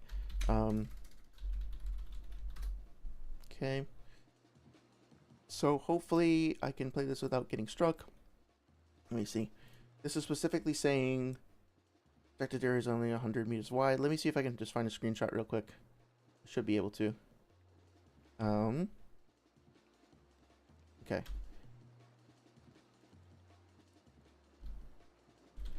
So it's a little hard to find the exact like thing in the moment, but I can just at least give you a little bit of a preview of it, and then you can go check out the last yourself if you want to see in greater detail. But like here is, again, hopefully this doesn't get copyright, but like here is the background of the castle. There's Hinata standing in front of it. You can kind of see how tall it is, right? There's the height of the castle. It's basically like a big ass mansion. That's the scene that I was talking to you about before, about the two armies fighting off, you know, squaring off with the Tenseigan and all that. And there's the scene where he like blows shit up with the Tenseigan laser. Again, hopefully I don't get copy struck for this, but I think it's worth it to just try and show you. So like, this is probably Toneri's castle right here. If not, it's one of these things. Please show me that this is 100 kilometers. Please. He doesn't say everything inside the artificial sun, which I don't even know if that's 100 kilometers. It might be. But he just has the castle, right? So yeah, please show me like what percentage of the explosion radius of a hollow moon getting cracked apart is covered by this. It like affects this area. He hasn't done that. The shield down to the size of the ball of Byakugan that Naruto and Hinata destroy, the localized durability and focused attack potency. Wait, hang on a second. When adjusting the surface area, scaling the shield down to the size of the ball of Byakugan that Naruto and Hinata destroy. Is he saying that the fucking Byakugan ball is 100 kilometers wide? I think that's what he's saying. Okay, so he just like hasn't watched the last then, right? Like, hang on a second. Let me find this thing. I'll show you guys the sphere that he's talking about. It's this. This is the sphere that he's talking about. It's this thing that they're right in front of. That you can see, they're standing right in front of it. This is inside the center of the moon, I think, right? This is the outside of that sphere, and this is Hinata and Naruto. This is 100 fucking kilometers wide? Excuse me, sir? What the fuck are you talking about, sir? This is 100 kilometers wide? Do we really need to say anything else at this point? Like, do I really need to go on? I literally don't understand how you could actually, with a straight face, like, charge people, like, make money off of this, and like foment these like petty arguments and stuff like that, and be like, you all need to sit down and shut your mouths because I just know better than you, and the blah blah blah, all the other rhetoric and all the bullshit. Like, hey buddy, if you don't understand this, brother, go take a philosophy class, brother. Maybe go take a debating class and learn how to make arguments, brother. And then like say that this is 100 kilometers wide. Let me just make sure that I'm not like missing something. Scaling the shield down. No, that definitely does say km. That's definitely kilometers. 100 kilometers wide. Yep, he's using kilometers. While covering that area. When adjusting the surface area, scaling the shield down to the size of the ball of Byakugan that Naruto and Hinata destroy, the localized durability and focused attack potency required to break through it via the Rasengan gets the energy required for this output to 4B, or solar system level. Now, okay, like, okay, so he's actually going to show it. Let's see. People will point out correctly that Naruto doesn't do this by himself, which is true. However, Toneri... Yeah, notice how he didn't actually show enough of the screen. Notice how he does technically show a clip, but he doesn't actually show it in any way that you can get a real sense of the actual size of the thing. I'm going frame by frame here, but you can't actually like see how small it is in comparison to Naruto and Hinata, right? Not to mention that this little clip that he showed is on screen for like a second, maybe 2 seconds, and is shaking around. Now, people will point out Shaking correctly, all around. Naruto doesn't do this Low by himself, res. which is true. So this is a way of like trying to submit evidence for something without actually letting people look at it. And this actually makes me think that no, he does actually perfectly well understand why it's important to cite your sources, but he's specifically not doing it. Like at this point, I'm not willing to give benefit of the doubt anymore and to assume that it's just like an innocent little teehee, like fucky wucky mistake. Like he has access to the entire movie, and the part that he chose to show was specifically when they break the thing, but he showed it from an angle where you couldn't actually get a sense of the size of the object itself. So the only thing that I can imagine here is that he is actually thinking of the artificial sun, because the artificial sun is created by or like built off of or whatever the Tensegon itself, and he's just confusing the two. But I mean, like, at best, that would be him getting the terms wrong yet again. And language, despite the fact that he doesn't seem to care about this, like, language does actually matter. Getting the words right does actually matter. But I think I saw a comment from Dr. Strangle that might address that. So let me just catch up on chat real quick. The moon is big enough for a decent amount of cities on it. It should be able to fit more inside without being considered hollow. Like, if we all moved underground, the Earth wouldn't be hollow. I feel like, was it you who brought that up again recently? Like, I feel like somebody mentioned that recently on somebody else's stream. But the problem is that we can actually see the curvature of the inside of the moon, and we can also see the puncturing through to the surface. So I'm not saying that just because it's hollow, that means that it is necessarily massively hollow. I'm saying that it is hollow, and therefore we can't assume that it is the same mass as the Earth. Also, like, keeping in mind also that, like, the way that mass that things tend to be denser towards the core of the Earth. Fuck, look, I'm not an expert on like fucking planetary dynamics and all that, but like, if I understand it correctly, the Earth's core is denser, right? Is the Earth's core denser than the crust, right? Yes, the Earth's core is significantly denser than the crust. The core, composed of mostly heavy iron and nickel, reaches densities between blah, blah, blah. Okay, right. So like, the thing you just have to realize to be willing to account for is that even if you, like, if you can crack through the surface of the Earth, that doesn't mean that you can bust through the entire Earth, right? Because the core of the Earth is multi-layered. The different layers have different properties and different densities and stuff like that. So let's see. Moon's core. Moon's core. Okay, so we have the crust, we have the mantle, and then we have an outer core, which is liquid, and an inner core, which is solid, right? So all of this stuff, if it's denser than the outside, would then necessarily have to be, would have a different mass to it than the outside. So even if this was like 10% of the mass of the moon, but this 10% got removed, it would potentially be removing more than 10% of the, or sorry, if this is 10% of the volume of the moon, removing it could still be removing more than 10% of the mass if things are more dense towards the core, if that makes sense.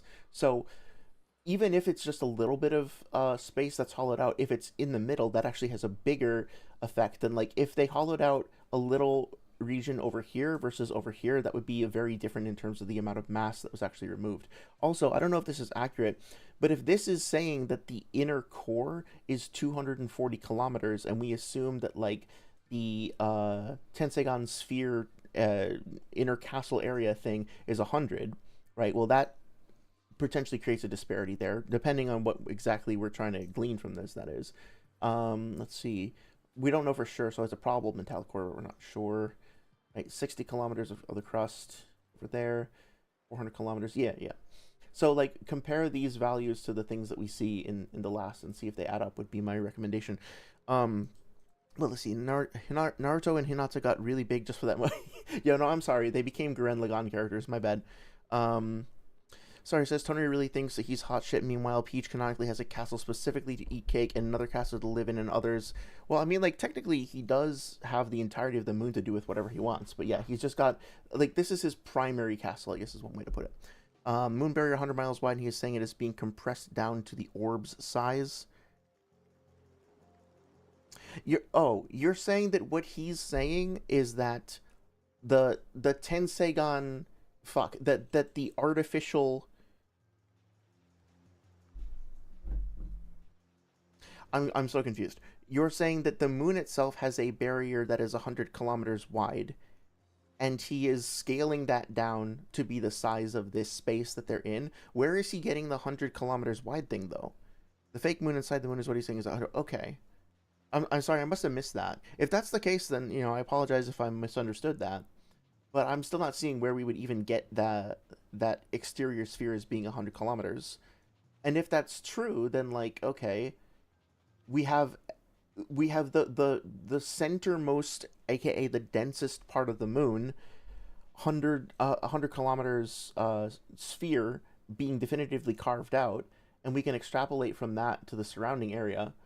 Even if we were to say something like, okay, that inner sphere, that inner area is only like 10% of the entirety of the hollowed out space, then that would be what, like a radius of 1,000 kilometers? That's definitively hollowed out even before we look at the crust. So if that's the case, like, interior of the moon. So that would mean that, like, yeah, so I don't know if this is diameter or whatnot, or if it's some fucking radius, but if we assume that this is radius, then, because it's from the core, then that would mean that, like, yeah, I think it's actually more space hollowed out, but that being said, this would still very comfortably get us 1,000 kilometers of interior space within the moon hollowed out, which means, like, all of the densest parts of the moon have been hollowed out. So, again, like, a very good chunk of the moon is just removed from the equation. Even if the dimensions of the moon were actually the dimensions of the Naruto moon to start off with, which I don't think they are. Yeah.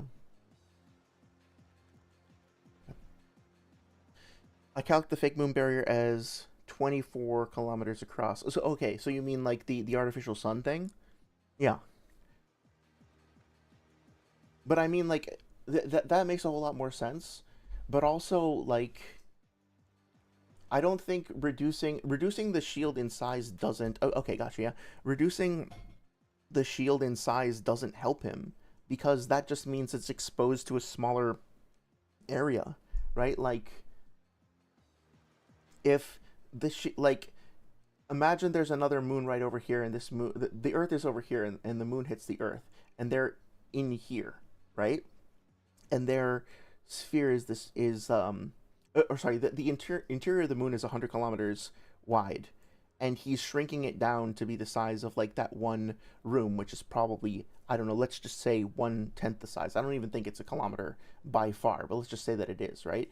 And putting it there, that means that, like, the amount of mass of the moon that's going to impact with the Earth, this explosion over here, they're only going to get this tiny little shaded area, this tiny little segment of the power directed at them. And this is assuming also that that's how that would work, right? Like, if the moon hits the Earth over here, like, it could be that the moon, like, cracks open like an egg, and then the core just goes shooting out of the Earth and then impacts the Earth. And then the mass, like, the calculation would change there too. I mean, it would be impressive for the for the interior of the core to hit the Earth, but we would need to take into sorry, I'm getting sidetracked. It would be impressive for if just this little core were extracted and totally smashed into the Earth with it. It would be impressive if that were to survive that impact. But then we would need to take into account, okay, well, how fast is that core moving to hit the Earth in the first place, in order to understand how much energy is really behind it. So none of these, like, equations really work as far as I can tell. Now, people will point out correctly that Naruto doesn't do this by himself, which is true. However, Toneri, who is stated to... See. Toneri left Hinata's side. His eyes had begun to hurt again when he returned to his room. He fell into the bed. He put a hand to his eyes and groaned slightly. I feel it, okay, Tensegan. Pain that he had the hope of his ideal future. I don't need how much Tensegan in there. Naruto will bring... Right, okay, so the Hamura's Tensegan, I think this is what they're talking about moving the moon. The pattern of two blocking X's had appeared in the gun he had stolen from Hanabi. Toneri's entire body was covered in chakra flames, and he was controlling chakra like a string of beads. The glowing spheres that had stolen chakra from Naruto extended and formed a ring. So where are we with explosion? I need to look at that again. I'm not sure if this is a. I think this is basically what happens in the movie. He also says he no longer needs Hamaru's Tensegon, now he's manifested his own. This implies he can produce the same type of shield. I don't know. That might be the case. I'm not entirely sure about that. I have to go back and look at it, but let's just accept that for now. Dr. Strangle says, "Oh, if the moon heats the earth like a big pizza pie, that's Toneri." John wants us to imagine being mooned. I think you can get there on your own. You don't need my help for that. Calc the fake moon barrier. Okay. Also, the calc just compares the volume of the 100-kilometer sphere to the 10-meter sphere, which is like the ratio of 100 quintillion to 1, and then using that as a multiplier to get the GBE, or gravitational binding energy for its moon, with zero examination, why that would be a multiplier. Yeah. That's a good point as well. To have a fully mastered Tensegon should reasonably be able to put that same level of defense into his chakra cloak, since the shield guarding the eyes of the Tensegon is just a chakra shield, which is effectively what the chakra cloak is. I mean, like, I don't know if I want to accept that, because there's a lot of assumptions that went into there, but for the sake of moving the conversation along and getting to the real problem, let's just continue. Naruto was able to one-shot him in base with a single punch of Kurama charged chakra in his fist. So while you can go the ETSO route, I do think that this is the most straightforward way of getting him to this level. Okay, so this is where I'll end for tonight, and I'll say that this is at the very least the worst a lie, and that the best a very deep misconception. So again, like, it would be nice to have a time code or any sort of context whatsoever from the movie, but we're not going to get that. So I'll just tell you this: if you go through here and watch the movie, let me see if I can find it. Naruto starts fighting Toneri around here. And we actually see the exterior of the castle too, so you can get more metrics for how big it is. There's Kurama, right? The thing is that this giant fucking golem shows up, and so Kurama manifests, and then Kurama does something that he never does in the series ever, where he just, like, kind of goes off on his own away from Naruto. So Naruto is still in KCM chakra, but this manifestation of Kurama goes away and fights the golem. Okay, so let me see if I can find this is very important that I wanted to make sure I referenced. So here's the little spheres that he was talking about, right? Here Toneri, like, gathers the spheres together. The thing is that they go onto the surface of the moon, and actually you can use this again as a potential calc for the size of the moon, because we see exactly how much material is kind of coming through the surface, right? And you can then see Kurama running around the surface later on. So this is something that you could potentially use as part of a calculator if you want. I think actually, wait, no, this might just be when Toneri is, like, sending meteors to the moon. So maybe it's not this feat specifically. But anyway, so they get the chakra cannon ready. They're going to fire at the meteors. They're going to destroy them. Here's Kurama fighting the golem. Specifically, he is away from Naruto now. Naruto's not inside of him. And he keeps fighting this regenerating golem. Now, somewhere around here, again, like, I don't know if I can show it because of the fucking copyright thing. But yeah, somewhere around here, and feel free to check it because the movie is on YouTube. They say specifically that they are going to wait for Naruto, wait to fire the cannon, because they don't want to blast Naruto away. Let me bring this down to, okay, so it isn't in 60p, okay, in 60 frames per second. So I'm going to try here to move this, to, like, inch this forward, because there's a statement that I want to go over.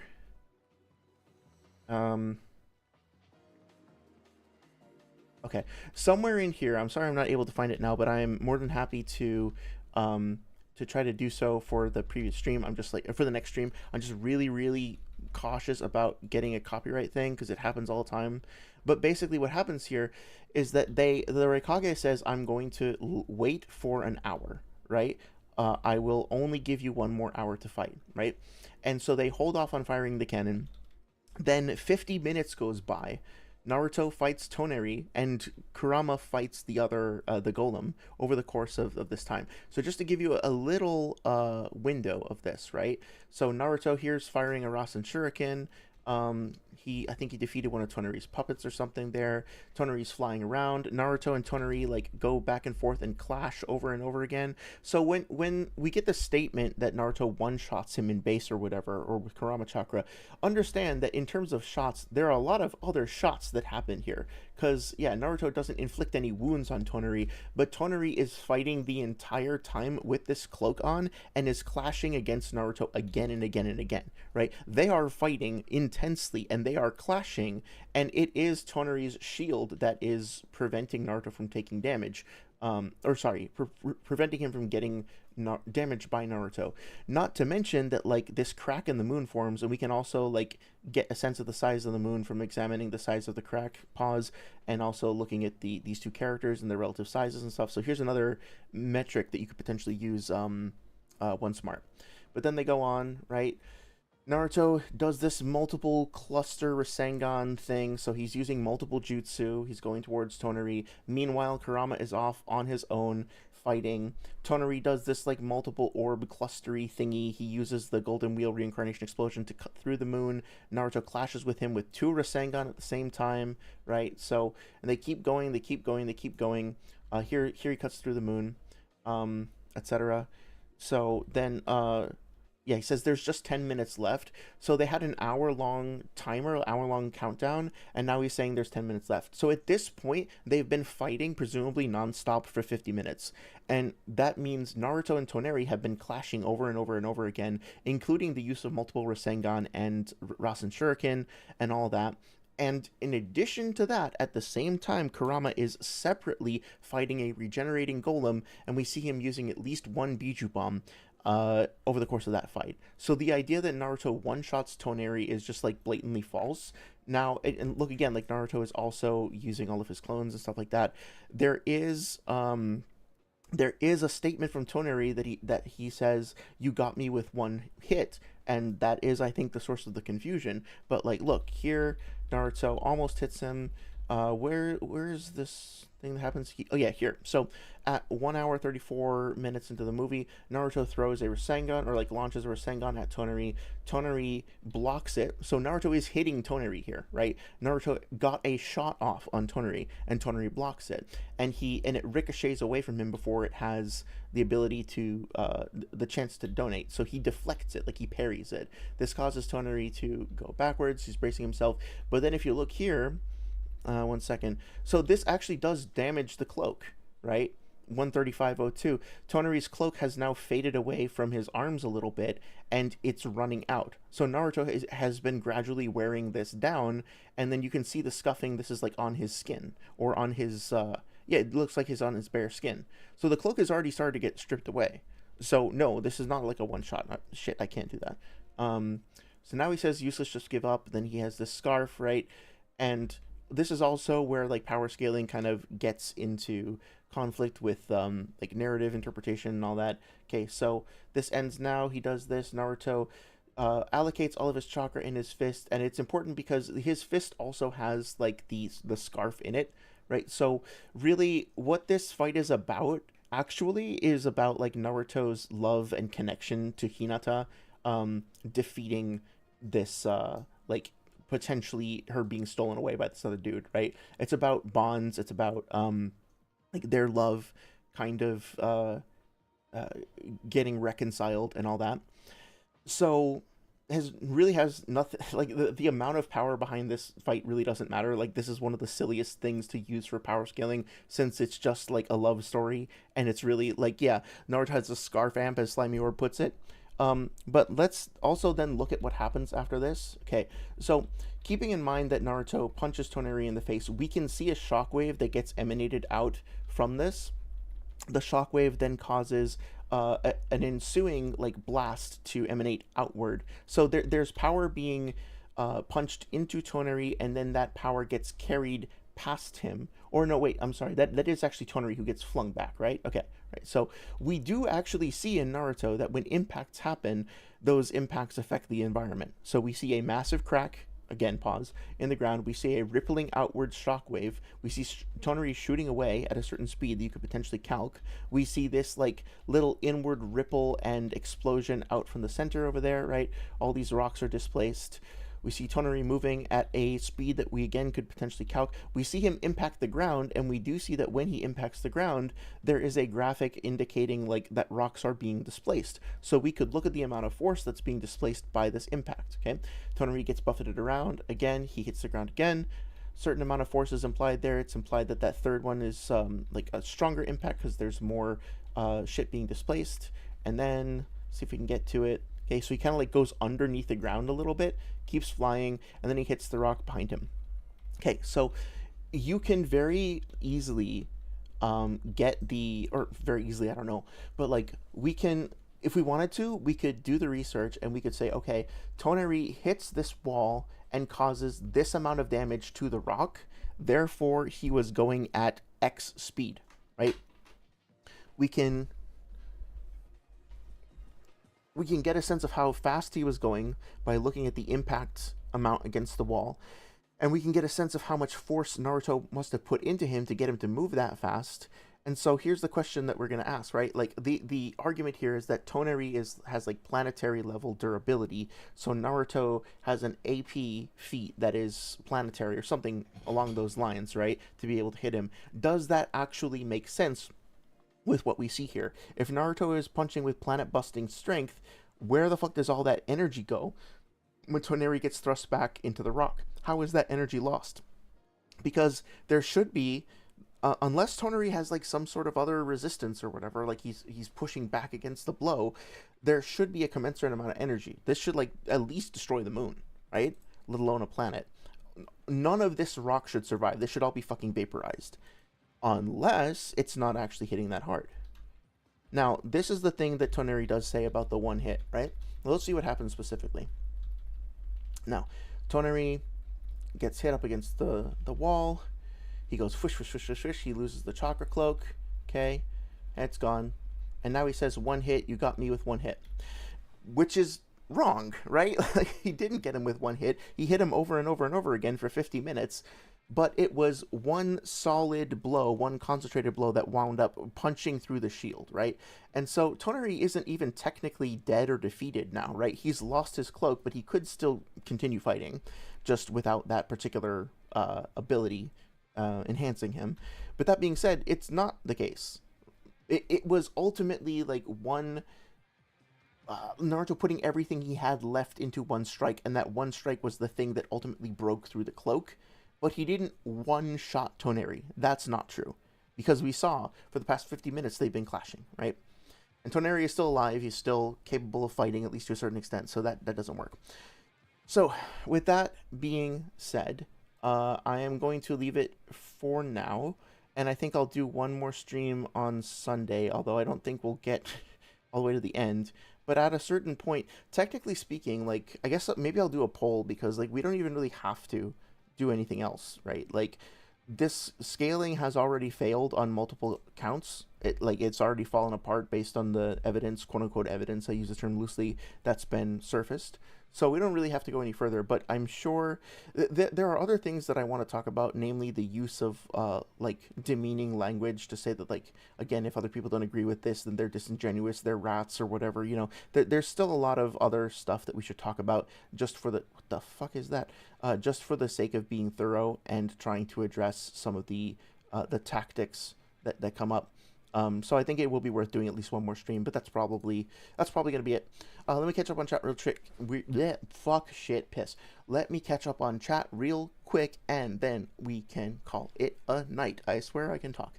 Kurama goes off on his own. He's his own Fox John. Just because he loves Naruto doesn't mean he lacks his own ambition, says sorry, I get out of my boy's business. Hey, I'm not slandering him. I don't mind if he goes off and goes on a little field trip on his own, or just, like, wants to go, go relax, and go do his own thing.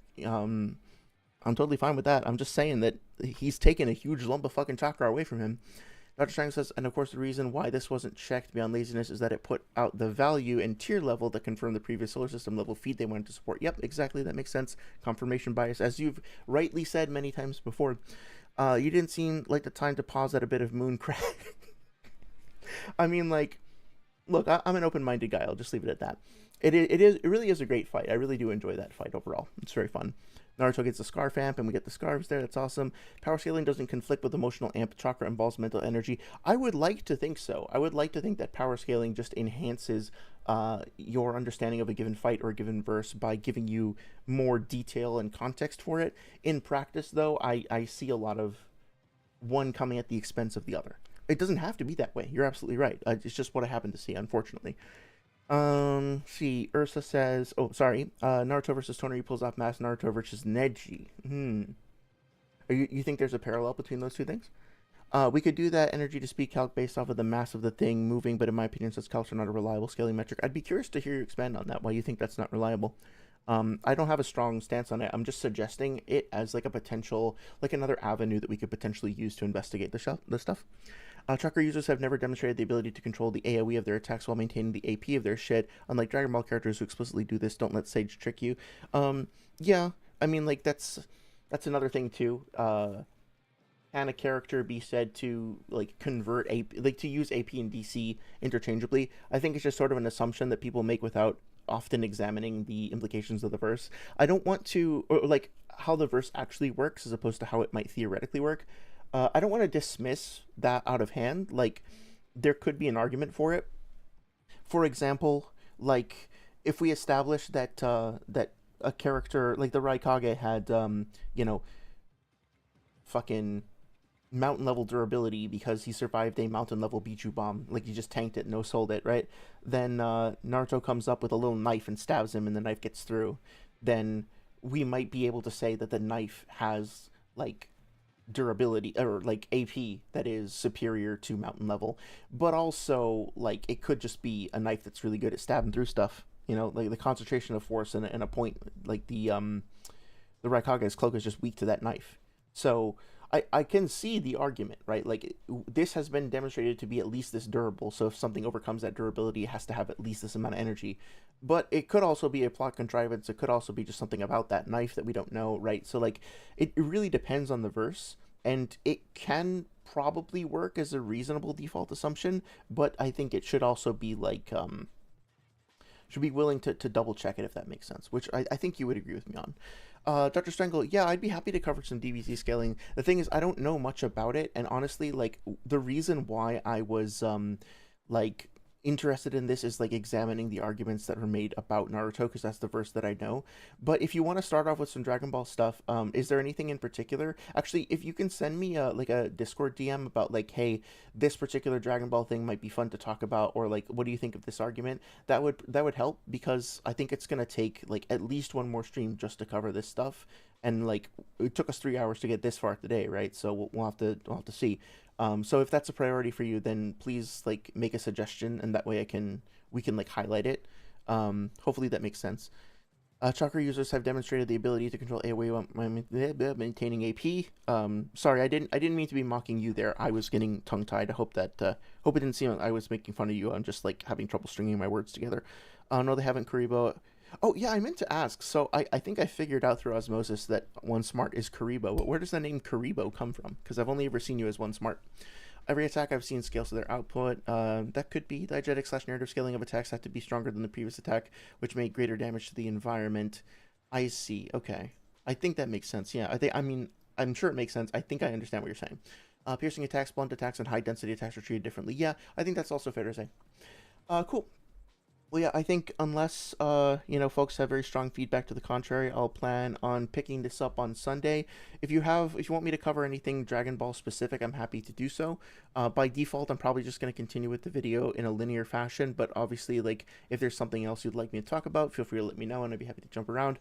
Their profile pic is a Karibo, a Yu-Gi-Oh card. Oh, okay, gotcha. Okay, I should have figured that out, sorry. Karibo is the PFP, okay. So, that being said, yeah, maybe what I'll do for next time, instead of just going point by point and like nitpicking every word, maybe I'll do the thing that I did here where I'll just scan through and find the most egregious examples. I'll post a poll and see if people want to do like keep going linearly or would rather like me just call out specific things. The specific things, like if I whittle them down to core arguments, might help us. Well, obviously it'll help us go through faster. Maybe we can get to some more Dragon Ball stuff. I will try to actually get a consistent night's sleep before then, but no promises. I haven't exactly been great at that. In the meantime, thank you so much for hanging out with us tonight. I really appreciate it. It's always great to share the conversations with you. Hope you have a wonderful evening, and I will see you on Sunday. Bye bye.